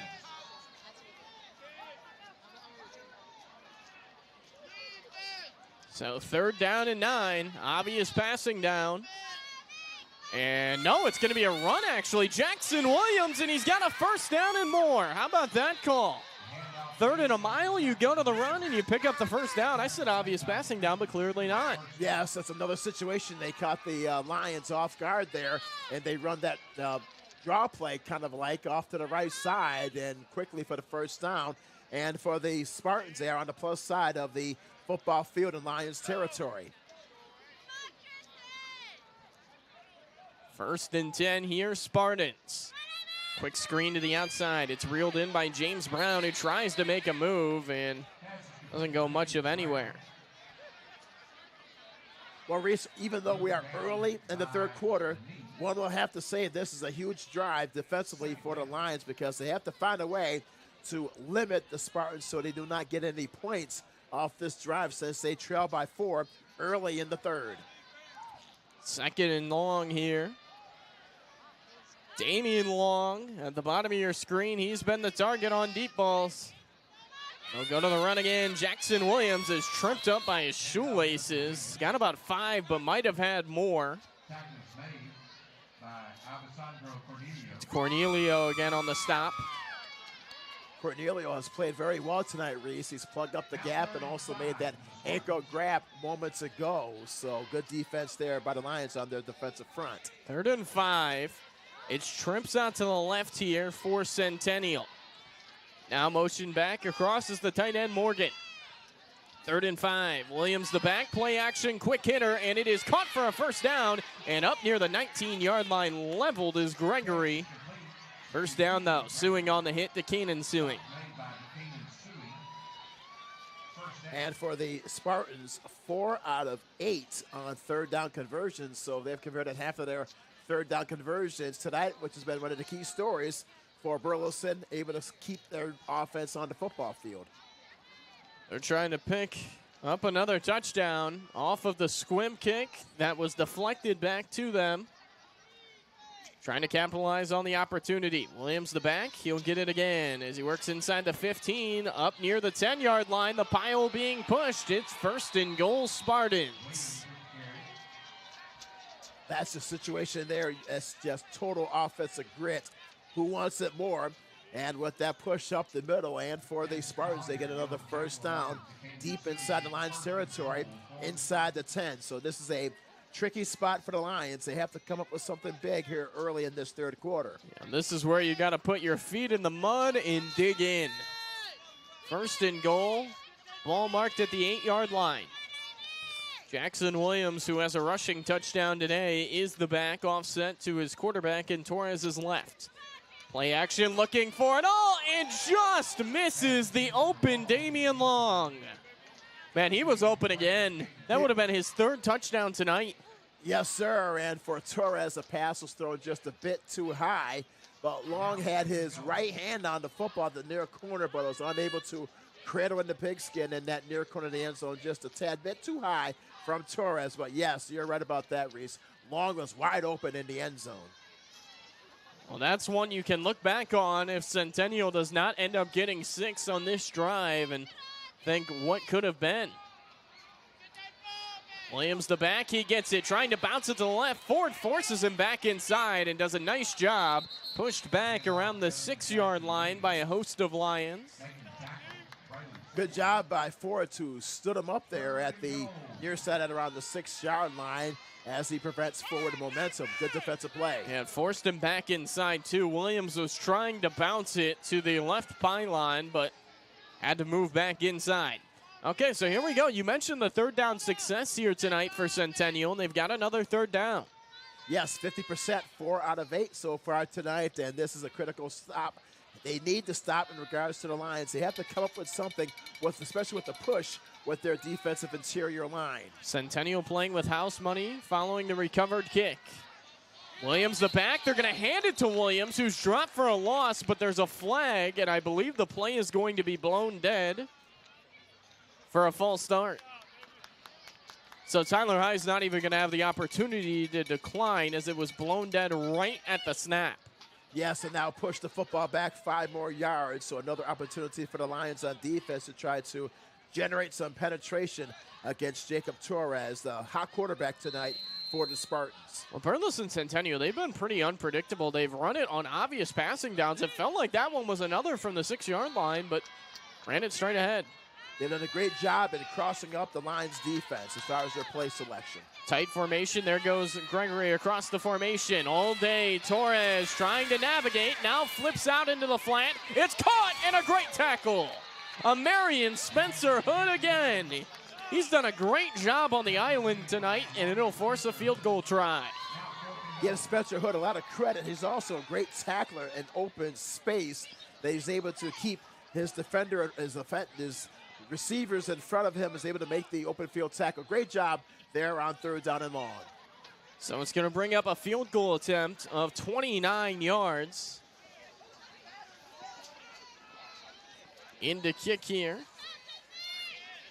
Snap down, hold down. Kick is on the way, and it sails wide to the left. No good. Santiago Rios Ordonez, the sophomore from 29, and he misses. Ordonez, he had the distance there, Reese, but it just sails wide to the left near goalpost. So after all of that, that is a huge break for the Lions. Wow.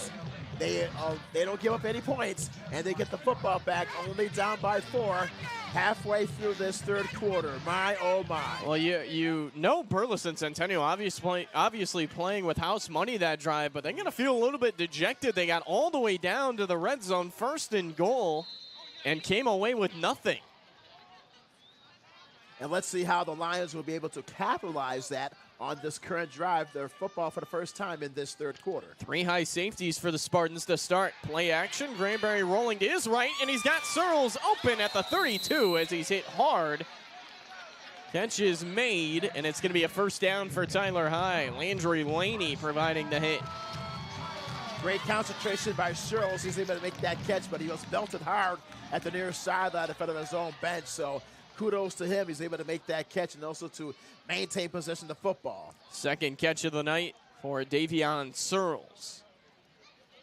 Arriaga the back. As he'll get it straight up the middle as he pulls ahead for a couple. Run game was really good in the first half, especially with Arriaga.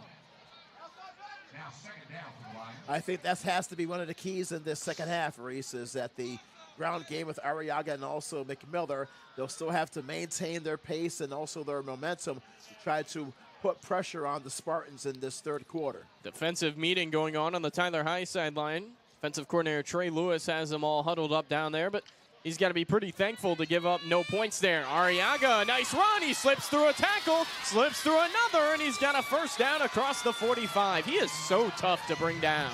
That's a great example of pound, pound, pound. And Arriaga takes it to the far side there, Reese, and he's able to skip his way forward for the first down. That's a big gain there by Arriaga. Hey, you watch the replay. I mean, you just cannot bring this guy down with one arm. He's like a bowling ball. Bouncing off whipping tacklers he made. Granberry in the gun. Arriaga still the back.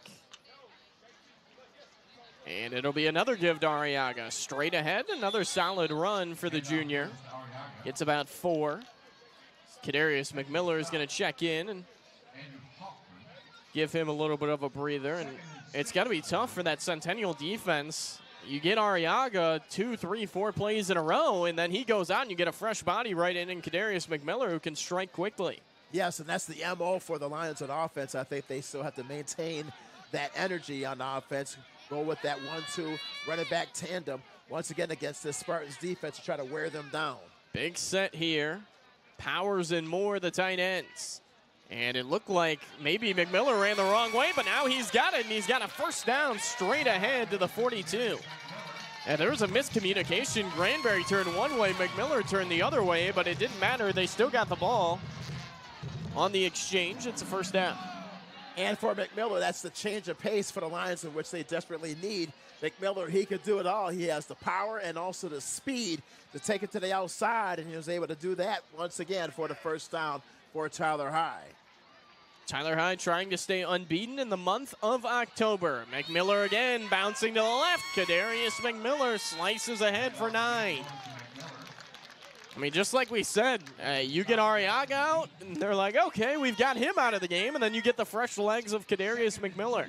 Feast or famine there for when you talk about it for the offense, because they're able to pound the rock, take time off the clock, which I think has to be key as we approach 3 minutes to play in the third quarter. Once again, you want to penetrate and punish the Spartans defense. Only one pass this drive. McMiller again, straight up the middle. He's got another first down. The ball came out late. Centennial says they have it. We'll see in the pile. And they do. McMiller coughs it up inside the 30-yard line, and I think he's hurt. Oh, at an unfortunate opportunity there for the Lions, because they've been able to run the ball so well on this current drive, Reese, and then McMiller fumbles inside the 30-yard line, so we hope he is okay. He is walking off to the near side in his own power, and also a player is down for Burleson. Looks like something with McMiller's left arm or shoulder potentially as he's trying to loosen it up. The injured Spartan now walking over to the sideline. That is Mosiah Ababio. And Tyler High coughs it up for the second time tonight.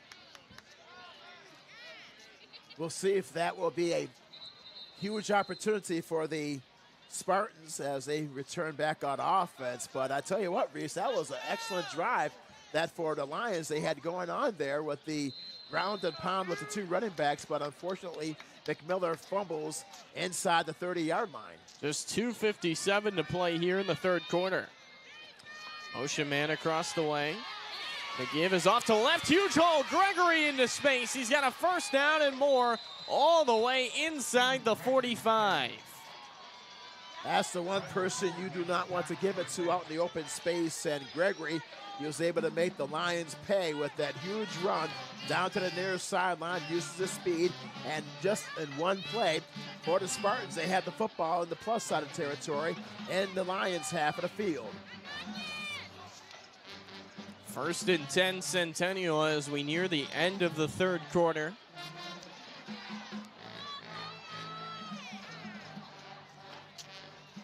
Here's a sweep to the left, trying to cut back and working ahead for a couple, actually call it maybe 4. A good run for Walker.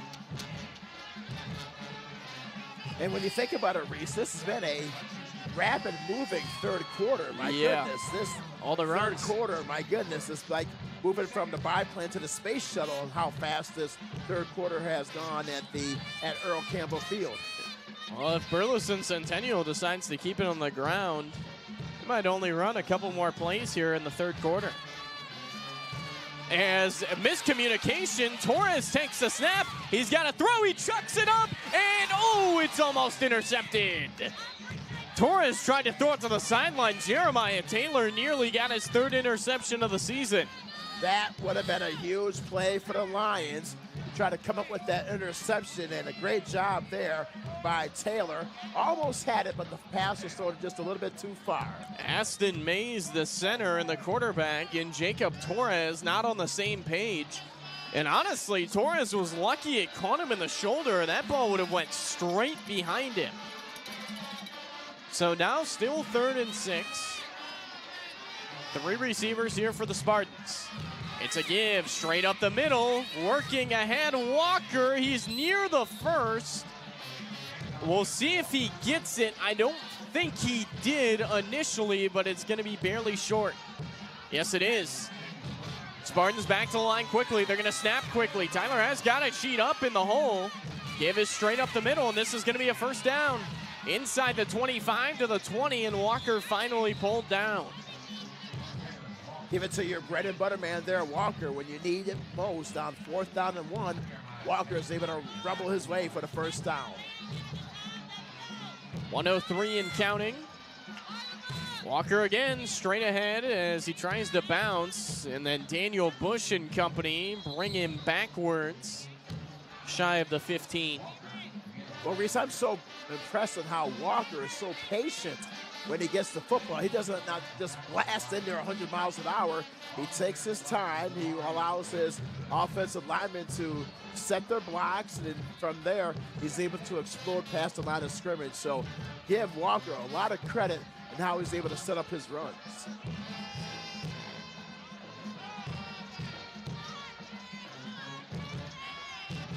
Here's a pass, looking corner of the end zone, and it's a trifecta. Damian Long's 3rd touchdown catch of the night, and the Spartans lead by double digits. Boy, Long, he's such a dangerous wide receiver. He is so great in the open field. And the most amazing thing about him is that he makes catches in traffic with defenders on him and also in open space. He can do it all. And another outstanding play by Long, 15 yards in the corner of the end zone. Late sub as we're going to hit a 10-second timeout to just fix a potential audio issue. You're watching Tyler ISD Athletics presented by Wagner Cadillac. I had to throw that in real quick. Okay. Is assessed against the Lions.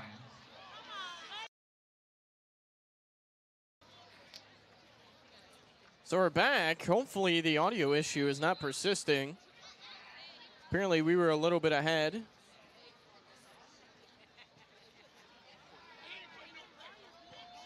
As the extra point is very high and through. That'll make it 28-17. 19 seconds to play in the third quarter. You're watching Tyler ISD Athletics.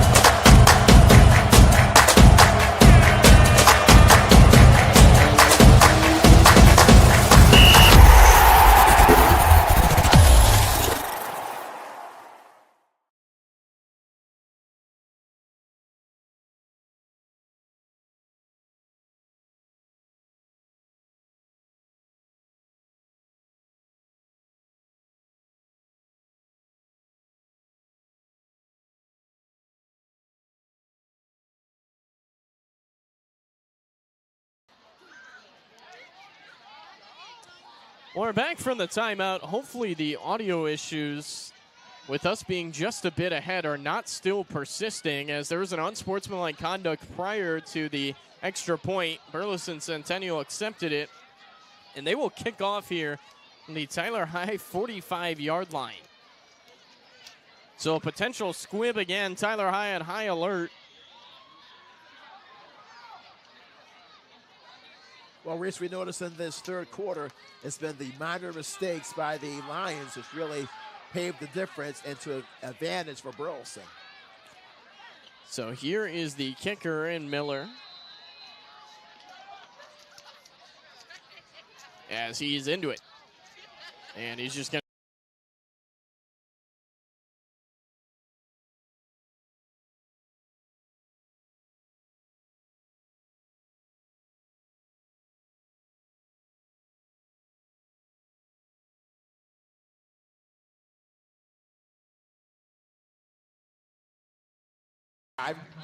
since he was shaken up a little bit after that fumble. Okay, so the audio issue should now be fixed. I apologize for that. I'm not exactly sure what happened there, but I think I've got it taken care of. So Tyler High certainly needs a score. Yeah, 19 seconds to play. Right. And again, still plenty of time, so.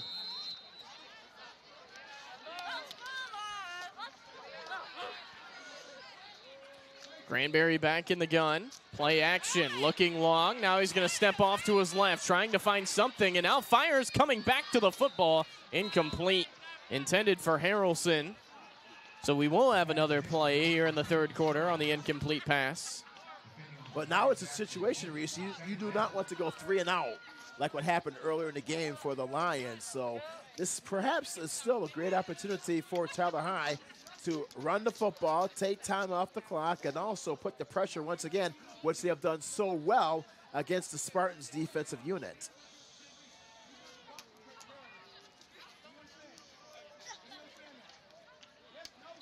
Granberry, hands off here. Arriaga sidesteps a man, spins through a tackle.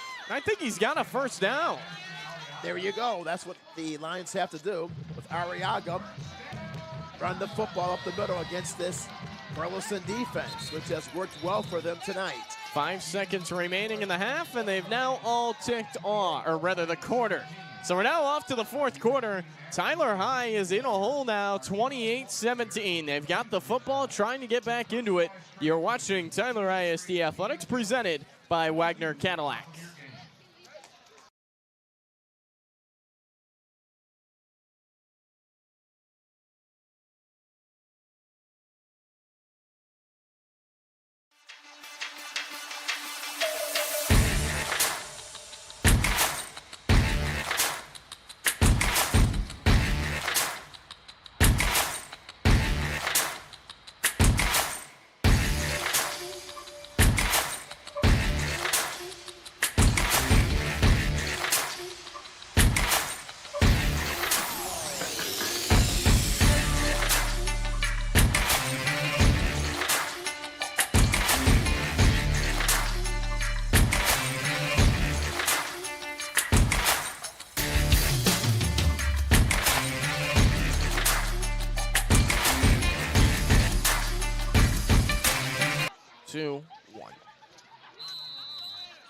Fourth quarter here, a very quick third quarter. Burleson Centennial holding on to the 28-17 lead. Spartans up 11, trying to keep it going. Here's a blitz, good pickup by Arriaga. Granberry gonna throw long. Nick Collins way downtown and just off the mark. Even though the pass was off the mark, Reese, I like that call. Try to go deep on 1st down and 10 to try to confuse the Spartans on defense. So I like the call, but the throw was just a little bit offline by Granberry. So now it's going to be 2nd and long. Linebacker, rather the safety, and Deedon way out there in coverage. Tyler High certainly needs points on this drive. Absolutely, this is a big one. Second down from the 35. Give us to Arriaga. He's got a big hole. First down and more. Arriaga shot out of a cannon. He's all the way down to the 36-yard line of Centennial. That's the best run of the night for Arriaga off that running play off to the right side against the Spartans on defense, and that's what they need. Quick plays up to the far side. Well done. First and 10 here from the 35-yard line. Arriaga well over 100 yards on the day. That's his best one so far. 30-plus on that carry. 4 receivers for the Lions. Another give to Arriaga. Tries to pick his way to the right and got maybe a yard. Spartans were not fooled on that play after that big gainer by Arriaga on the previous one. So it appears that for the Spartans, able to tighten up on that defensive line. Just 1 catch tonight for Trey Harrelson. Granted, it was a long touchdown, but you'd think he's going to be involved a little more sooner rather than later. Yes, Harrelson is due for a big one in this early portion of the fourth quarter. Tight formation here. Collins in motion. The give is Arriaga working left, 30, and dragged down at the 29. Great tackle by Landry Laney, who steps up into traffic to make the stop. Boy, that was a big-time hit there by Laney. My goodness. Yeah, lost his helmet, so he's going to have to go out. Made him play like a wrestler when he slammed him down there. Devin Toomer is going to take his place, and Toomer, I think he's guarding the slot in Nick Collins, so we'll see if Tyler Hyde tries to go right at the new safety. 3rd and 4 from the 30. Give is to Arriaga straight up the middle, picking his way ahead. He's near the first, but he's about 2 yards short. Yeah, about 2 yards short of the first down, so he picks up half of it, actually, and then some. It's going to be 4th and a long yard. As a result for the Lions, 2 out of 6 on 3rd down conversions tonight. This is one you got to have. 4th down, we're now under 10 minutes to play, and the way Burleson Centennial plays, you might not get the ball back for a while. 1-on-1, Harrelson top of the screen. We'll see if Granberry tries to attack it. He will. Here's the go ball. Harrelson out there. The throw, perfect. Touchdown, Tyler High. I called it. I knew they were going right to him, and the gamble pays off. That was a great call there, Reese. You called it right on the spot. And for Harrelson, that's his 2nd touchdown reception of the game. It comes at a huge time for Tyler High. They're right back into the game, only down by 5. Well, a go ball on 4th and 2, usually seemingly the risky call, but with one-on-one coverage on Harrelson, it is not that much of a risk. And that was a perfect throw from Granberry. Tyler High, interesting. They're going to kick the extra point here rather than the 2-point try to make it a 3-point game. Espinal's kick is good, and Tyler High trails by just 4. 9:32 to play in this one. We got a barn burner from Earl Campbell Field. You're watching Tyler ISD Athletics presented by Wagner Cadillac.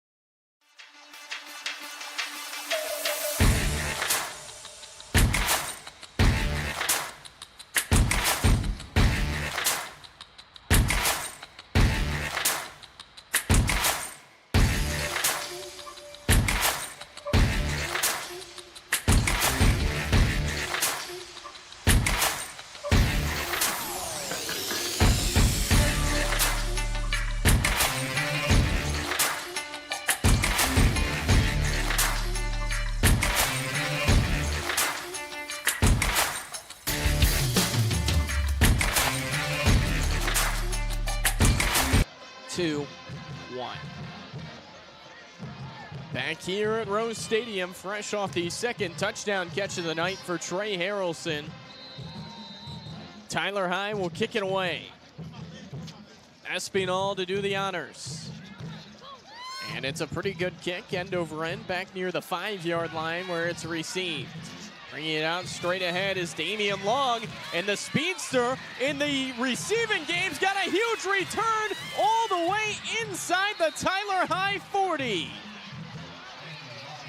Reese, did you notice that when Long was able to take that kickoff, he pretty much jogged all the way to about the 25-yard line and then puts it into second gear, races down the far side, and puts the Spartans in excellent field position. Oh, my goodness. Just like that, now they're in the deep into the Lions half of the field. Kendralyn Quincy finally made the stop, but that is a costly one. Long has 3 touchdowns tonight.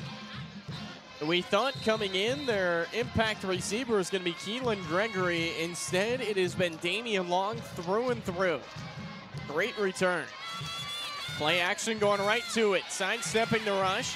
Moving out of the pocket. Torres being chased by Tristan Taylor, and now cutting upfield. And a great job to get about 7 yards. That was a not only athletic run, but also a smart run by Torres. Buys time and does the right thing and just steps out of bounds to play another play for the Spartans of Burleson. That was a heads-up play by the quarterback. Taylor was in pursuit, but could not get there in time. 2nd and 3 from the 28. And here is a jet sweep with the running back and Walker, who's got a first down and more. Jalen Walker, he will score. The Spartans answer quickly. That's the one person that you want to bring down, and Jalen Walker, we said earlier in the first half, Reese, the bread and butter man, runs 28 yards, gallops his way into the far side of the end zone, and just like that, for the Lions, down by 10 with 9 minutes in regulation. Extra point coming.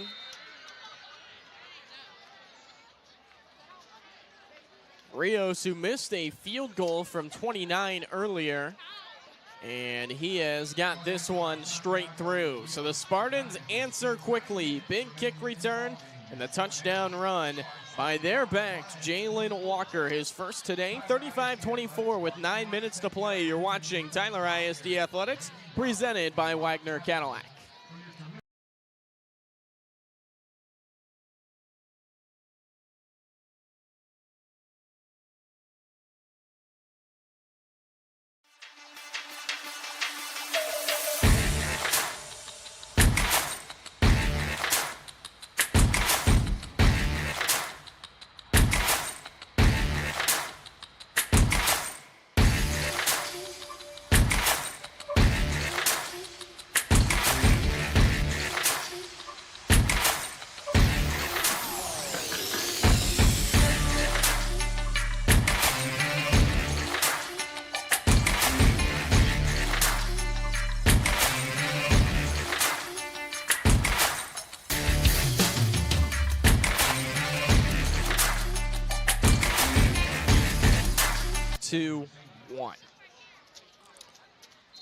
Back here from Rose Stadium, 35-24 is our score with 9 minutes to play. The Spartans hit back after the Tyler High score, and they look to keep their stranglehold on this game right now, up 11. As here's another squib kick that hit off a Tyler High player and dies at the 48, but this time recovered by the Lions. That was almost, once again, a moment of danger, but as you mentioned, for the Lions, they're able to recover. So this is a big drive, Reese. 9 minutes to play, still plenty of time, down by 11, but they have to score once again. If they don't score on this drive, it's going to be very, very difficult for the Lions in this matchup. That's a great analogy. That's exactly how this game is, but they've got great field position.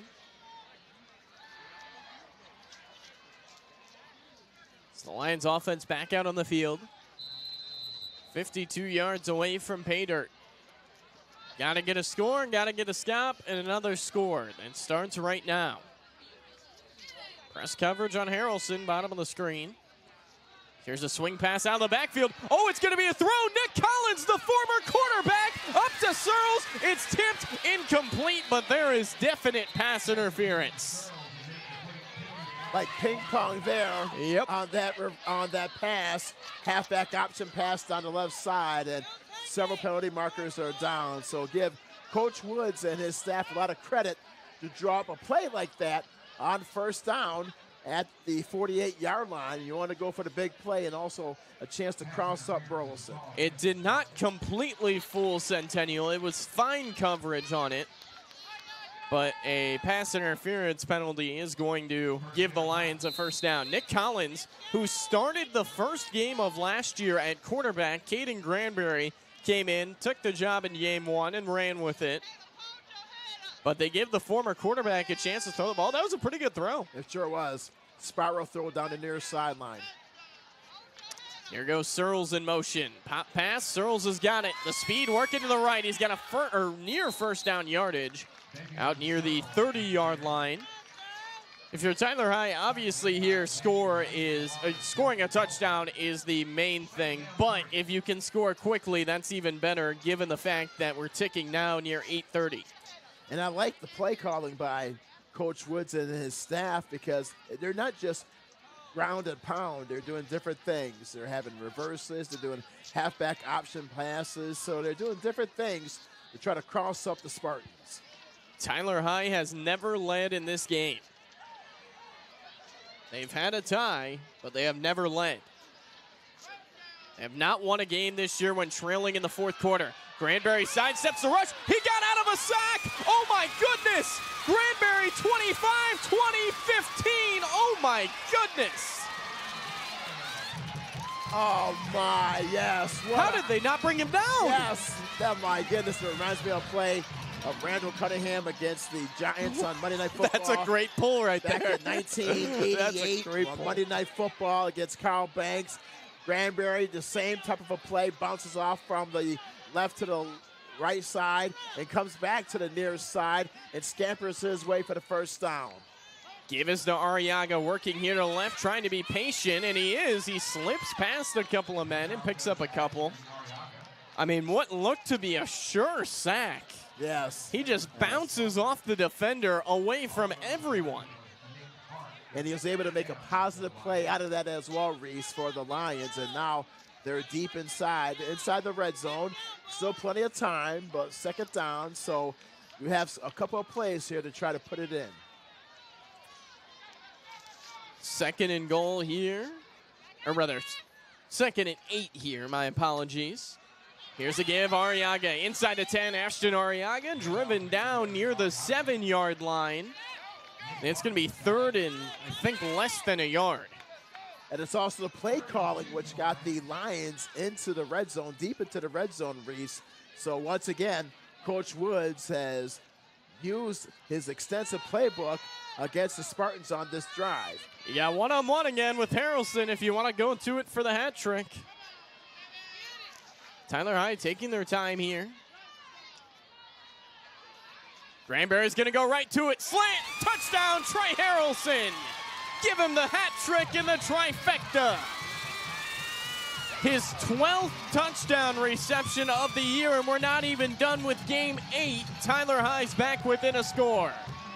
Perfect slant pattern by Harrelson into the middle of the end zone, and Granberry throws a dart to him. 6 points, mark it up for the Lions. They are not out of it yet. 6:39, plenty of time left in this game from Earl Campbell Field, Reese. And they're going to go for 2 here to try to make this a 3-point game. 6:39 to play. You obviously understand the reasoning to do that here. Harrelson's 3rd touchdown reception of the game, the 2nd time he's done that this year. 2-point try. It'll give Arriaga bouncing to the left, now back inside. He stood up and driven back. He will not get there. Nice job by the Swarm that time on the Centennial defense. It looked like Jaden Vasquez, the defensive end, helped lead that charge, and it's no good. Well, I like the call for Coach Woods. You have to go for the 2 in that situation to get it within the field goal, but nice stop by the Spartans. They plugged the gap, and it's a 5-point game, 6:39 in regulation.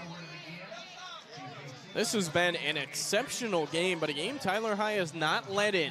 And Herman, we talked about it during the break.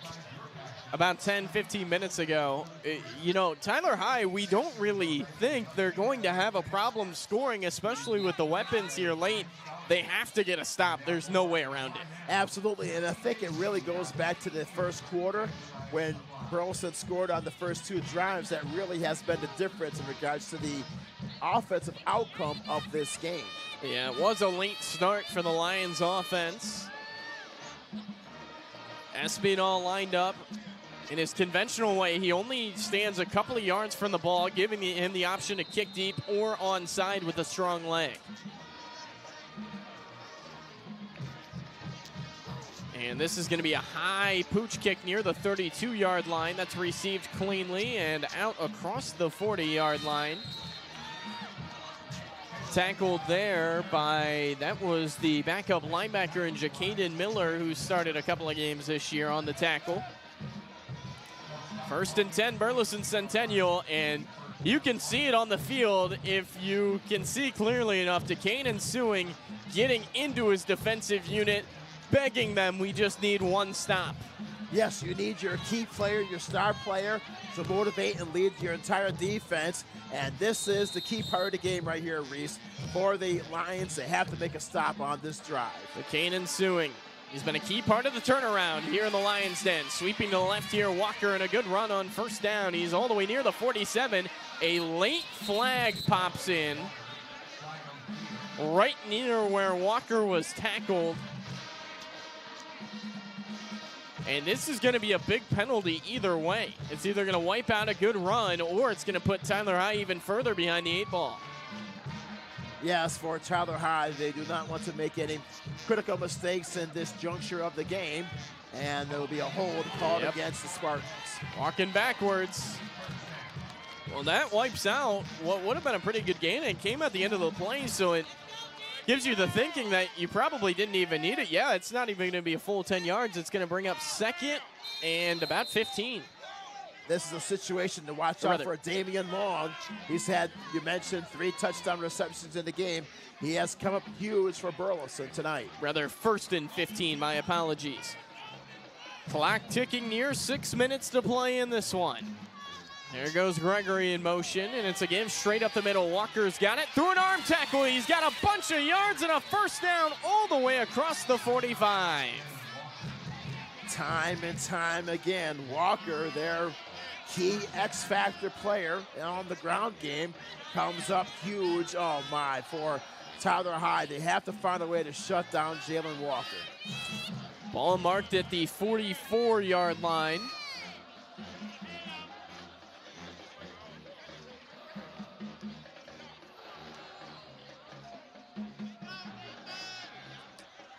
Burleson Centennial, comfortable running clock.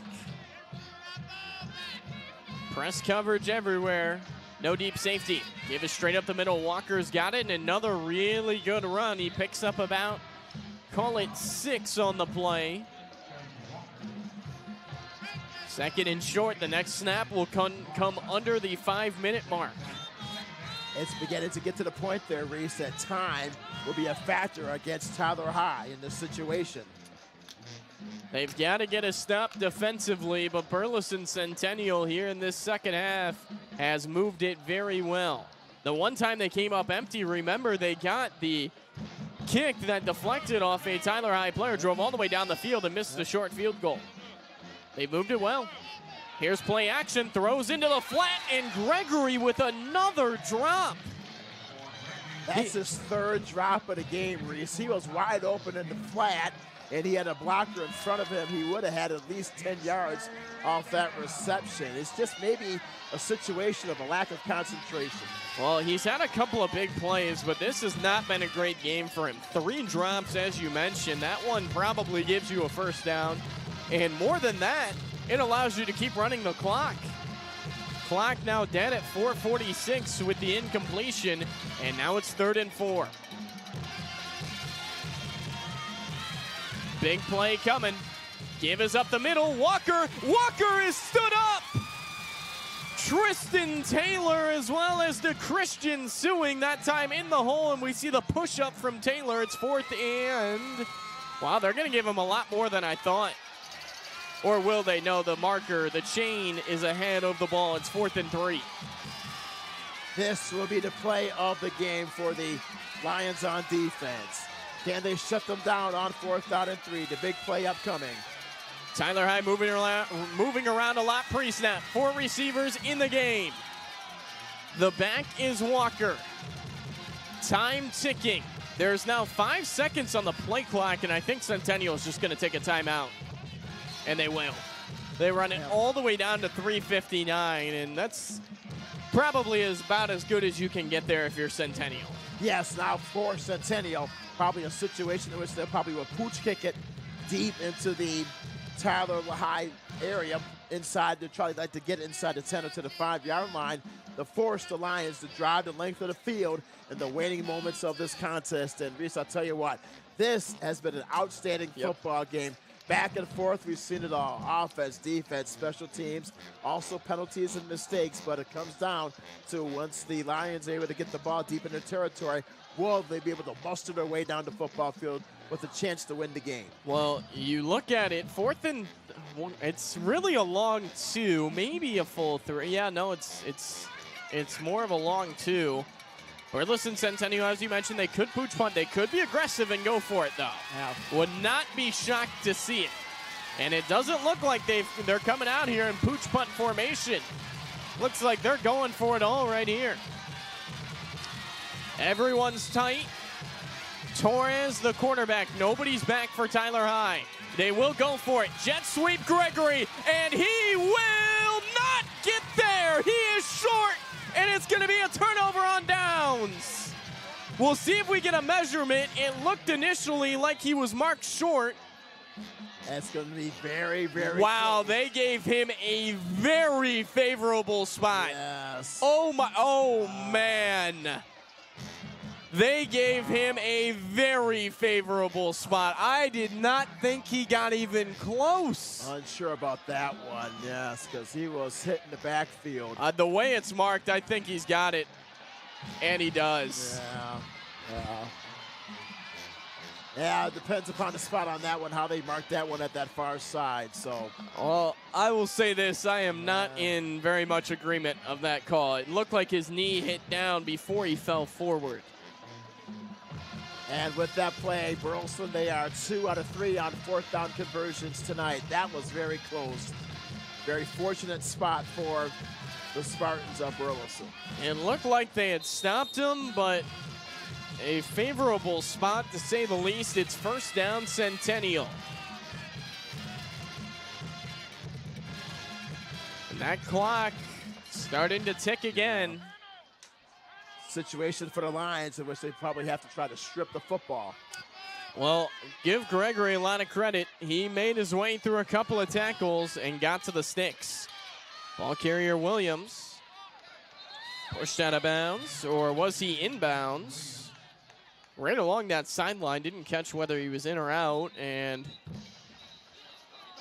it was the cannon suing on that tackle for the Lions at the far side. I think he did not get out, at least the way Tyler High is walking. Well, no, he might have went out. Yeah, I think he did go out of bounds. I thought Tyler High had taken a timeout with the way the players were walking, but evidently not. So one you probably wanted to avoid there, right, if you're Burleson Centennial. But it is a decent gain on 1st down, nearly 3 yards.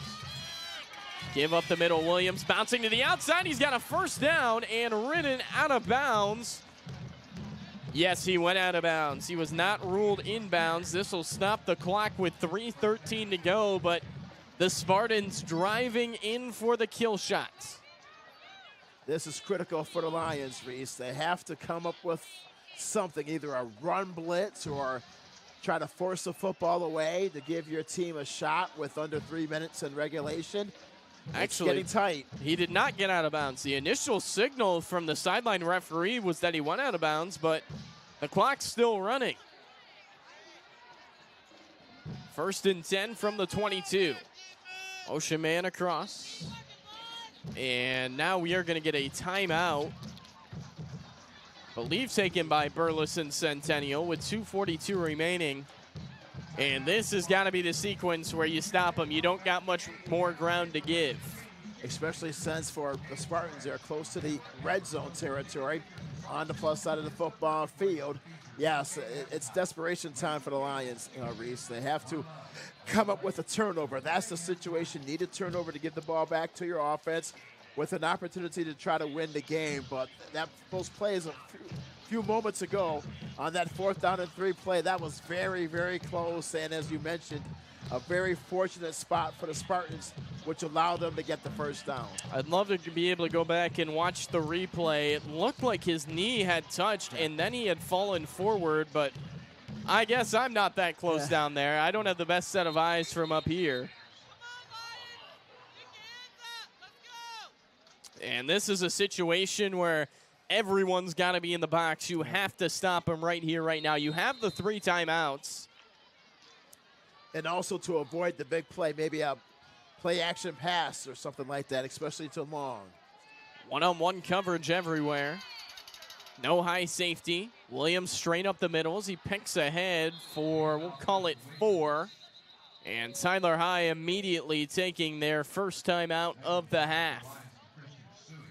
Well, this is a no offense. This is a no offensive drive. When you talk about it, what I mean by that is that for Burleson, they are not wasting any time. You just want to call the running plays, make the sure play, try to get ample yards, especially with Williams and Walker in the backfield. So have to give Spartans credit on that end. You got to give Burleson Centennial a lot of credit in general. A 2.5-hour bus ride out to East Texas tonight, and they've responded. This offense has clicked. Damian Long, 3 touchdown catches. Jacob Torres at quarterback has been fantastic. They've had a good ground game. Their defense has made stops at times. They've done enough to win this game. Tyler High is going to have to fight him for it. Yes, and keep in mind, for the Spartans, this is a team 2-0 on the road this season entering tonight's game. And also, this is a team, they've averaged 32 points per game on offense. They have eclipsed that tonight. So their offense and also them being a veteran road team, it has paid dividends for them tonight. So to be 2nd and 6 here. Shrimps out to the right for the white jerseys of the Spartans. Tight end and Burnett goes in motion. Give bouncing to the right. This is a good gain and a first down potentially. Yes, it is, to the 11-yard line for Jalen Walker. Well, Walker has come up time and time again for the Spartans in this 4th quarter, Reese, and he's really taken a lot of time off the clock, pounding the rock against this run-weary Lions defense. Well, Tyler High officially is out of room to give. It is 1st and goal. The silver lining to that run, and now we're going to have a timeout. Looks like there's an injured Lion.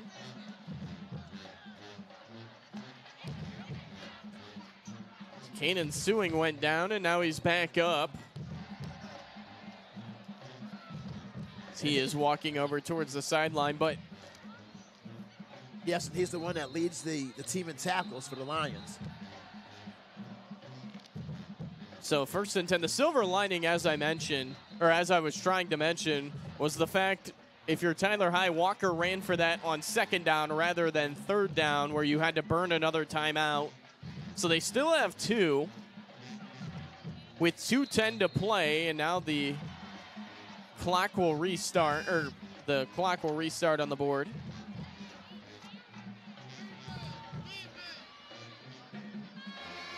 I don't think there's 30 seconds on the play clock that we see here at the stadium, but evidently there is. So Sewing going down is actually going to cost some seconds on this clock. And knowing the Spartans, they're going to take it all the way down to the final seconds on the play clock. Now 10 on the clock with 1:40. They'll snap it with 5. Straight ahead, touchdown, Spartans. Jalen Walker, back-to-back touchdowns, and that may have put the icing on the cake for the Spartans. Yes, with 91 seconds to play, Walker banks his way up the middle. They take time off the clock, and they go to their, once again, their bread and butter man, and he's able to put the icing on the cake with an 11-point lead at 41-30. Extra point here by Rios.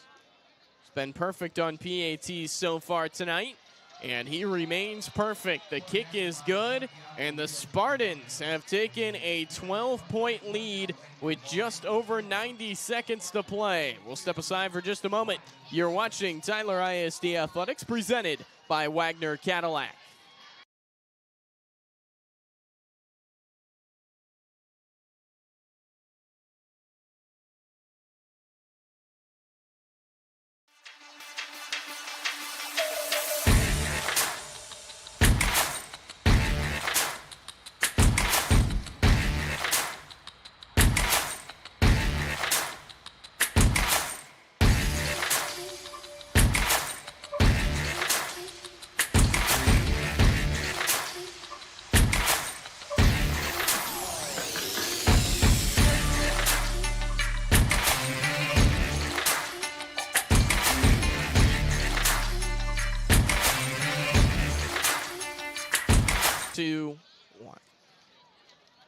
Back here from Rose Stadium.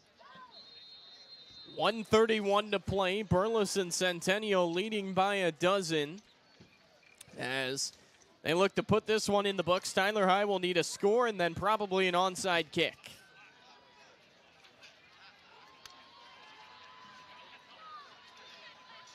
Spartans to boot it away. And another squim-type kick, but this one a lot more air on it, as fielding it is Collins back inside his own 10, works across the 20 to 25. He's out of bounds across the 30-yard line. Well, Reese, you mentioned in the break that for the Lions, they have to score quick and also to have a successful onside kick with a chance to win the game. So it could be done, but they have to score real quick. And we mentioned earlier about that Hail Mary with Monday Night Football, maybe some deep passes. Again, Harrelson with 3 touchdown receptions in the game. So for the Lions, they do have the offensive talent to drive down the field. Well, it would take a small miracle to get this done, but first you've got to get the touchdown.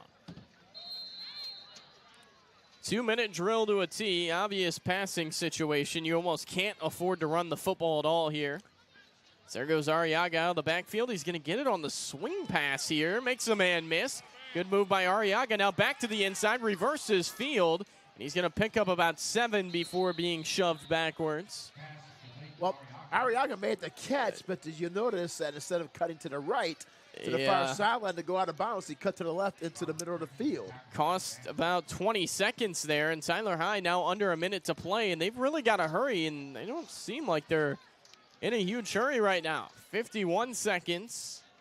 Granberry deep drop as he steps up, throws over the middle. It is caught by Searles for a first down, so the clock will stop. As the chains reset, 43 seconds to play. 3rd catch of the game for Searles. We're under 40 seconds to play. Tyler High trying to get lined up. They are just not quick to line up here. I mean, they got to hurry. They've got 30 seconds to play. Granberry deep drop, throwing short. It's dropped by Collins, but you've got to be frustrated with the lack of urgency right now. Yes, it is very disappointing. I know they're getting the yards, but as far as it seems like they're just like in slow motion on this drive, taking a lot of time in between the plays. 23 seconds on the clock, 2nd and 10. 4 safeties way back for the Spartans. Granberry drops the throw, pressured, throws high, and misses Trey Quincy.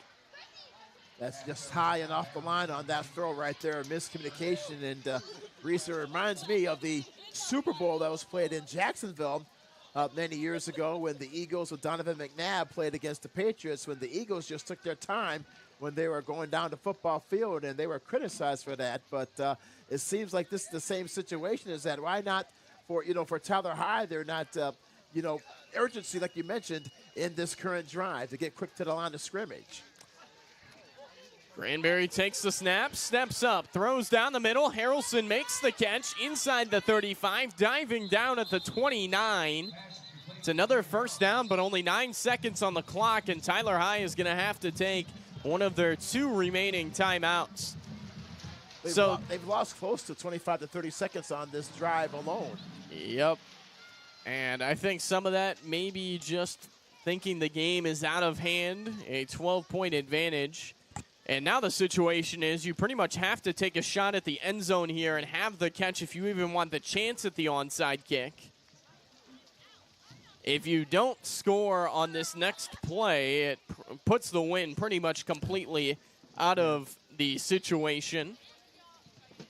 And also earlier we mentioned when Arriaga made that catch, she could have went to the sideline. That would have saved some precious seconds as well. So from the 29-yard line, Burleson Centennial sideline ready to get out and onto the field.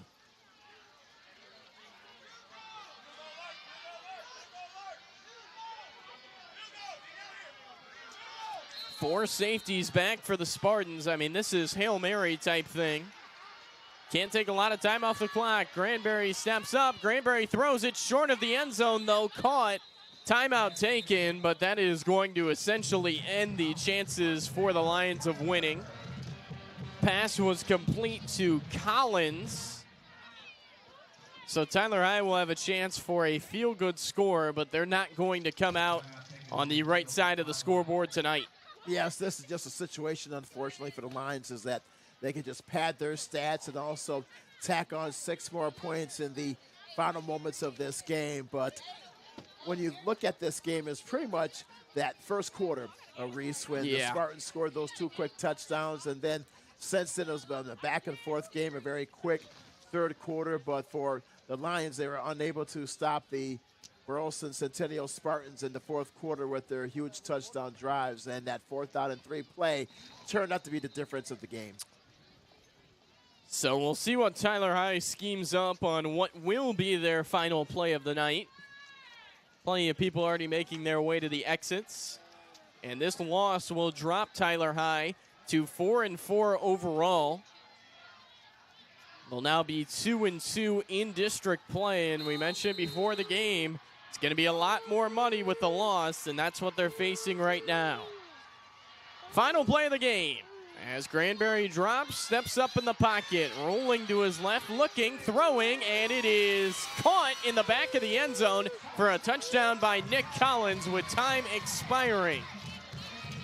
So won't win him the game. Collins, though, his 3rd touchdown of the season. It makes the final score a little bit more pretty.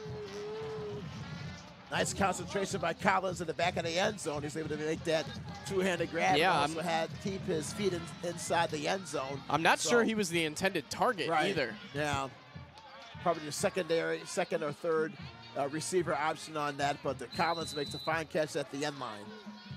Tyler High will go for 2 and try to make it a 4-point final. Burleson Centennial already lined up ready to shake hands on the sideline.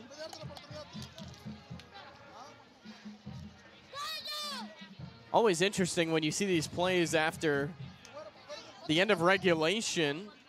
Score obviously the way it is. Fake pop pass, Granberry rolls, fires back of the end zone. It is incomplete. Pass intended for Chris Moore, and that is going to wrap it up here tonight from Rose Stadium. Burleson Centennial, they hit the road, and they come up with a much-needed victory as they move to 2-1 in district play. They take down the Tyler High Lions on this Friday night at Rose Stadium.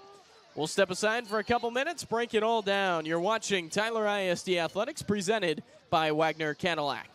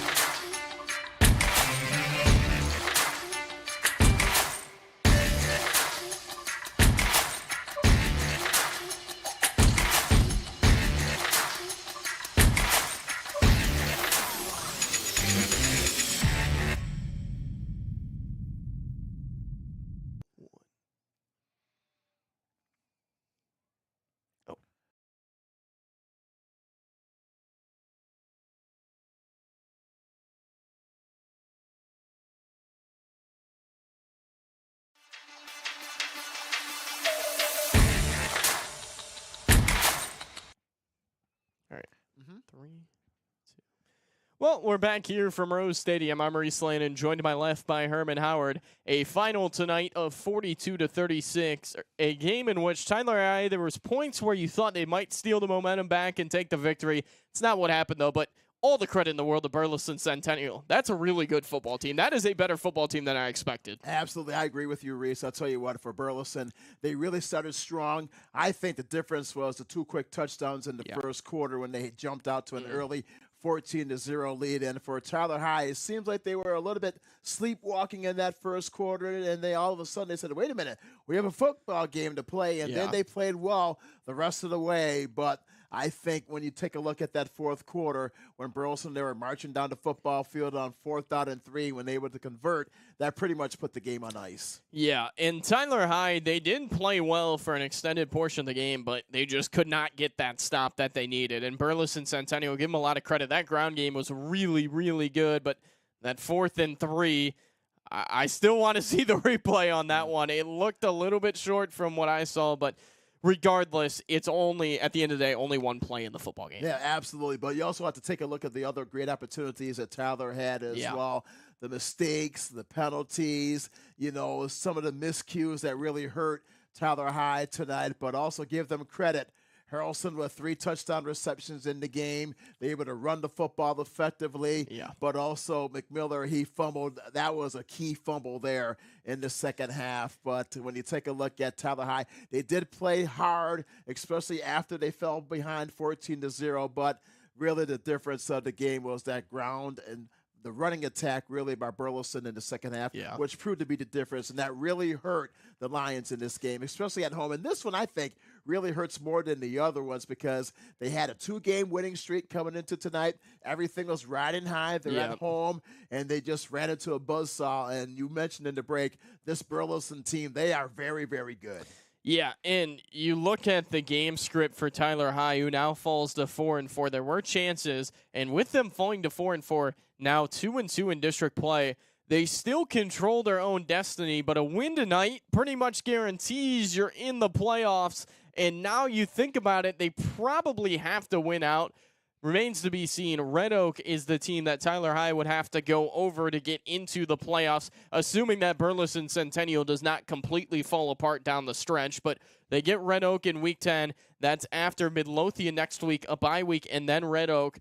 Both Midlothian and Red Oak will be tough games, and for Tyler High, they have to get it against Midlothian next week, or it's out of their hands. Yes, this one really hurts, to be honest with you, because if they won tonight, really would have set it up again for the playoffs, but you have to go back on the road. Very tough opponent, hostile environment. We'll see how Tyler High will respond. Perhaps they'll have a good week of practice. They'll regroup and focus and say, hey, wait, they have to say, hey, wait a minute. We have to play all 4 quarters or so, waiting halfway through the first quarter, which was the case tonight. So I think that Coach Woods and his staff will meet with the team, and I think they'll hopefully will have a good week of practice to become focused and get ready for next week and also for the rest of the season. And you're right, it is a tough road ahead for the Lions in the last upcoming weeks of the season. Midlothian coming off a bye week this week, so they're going to be ready to go. Tyler High, their biggest game of the year, certainly is next week, and then if they win that one, probably the week after that. But our final here tonight is a final of 42-36. Herman, you have any final thoughts on this game? I thought it was a good game, to be honest. Yeah, it was a good game. Yeah, it was a lot of fun for the fans and also for me tonight. I really enjoyed watching the Lions able to battle back, and also with their offense, with the ground attack, and also with Harrelson with 3 touchdown receptions. They played well, but they just have to be consistent throughout. Also, once again, to eliminate the mistakes. And I think they have a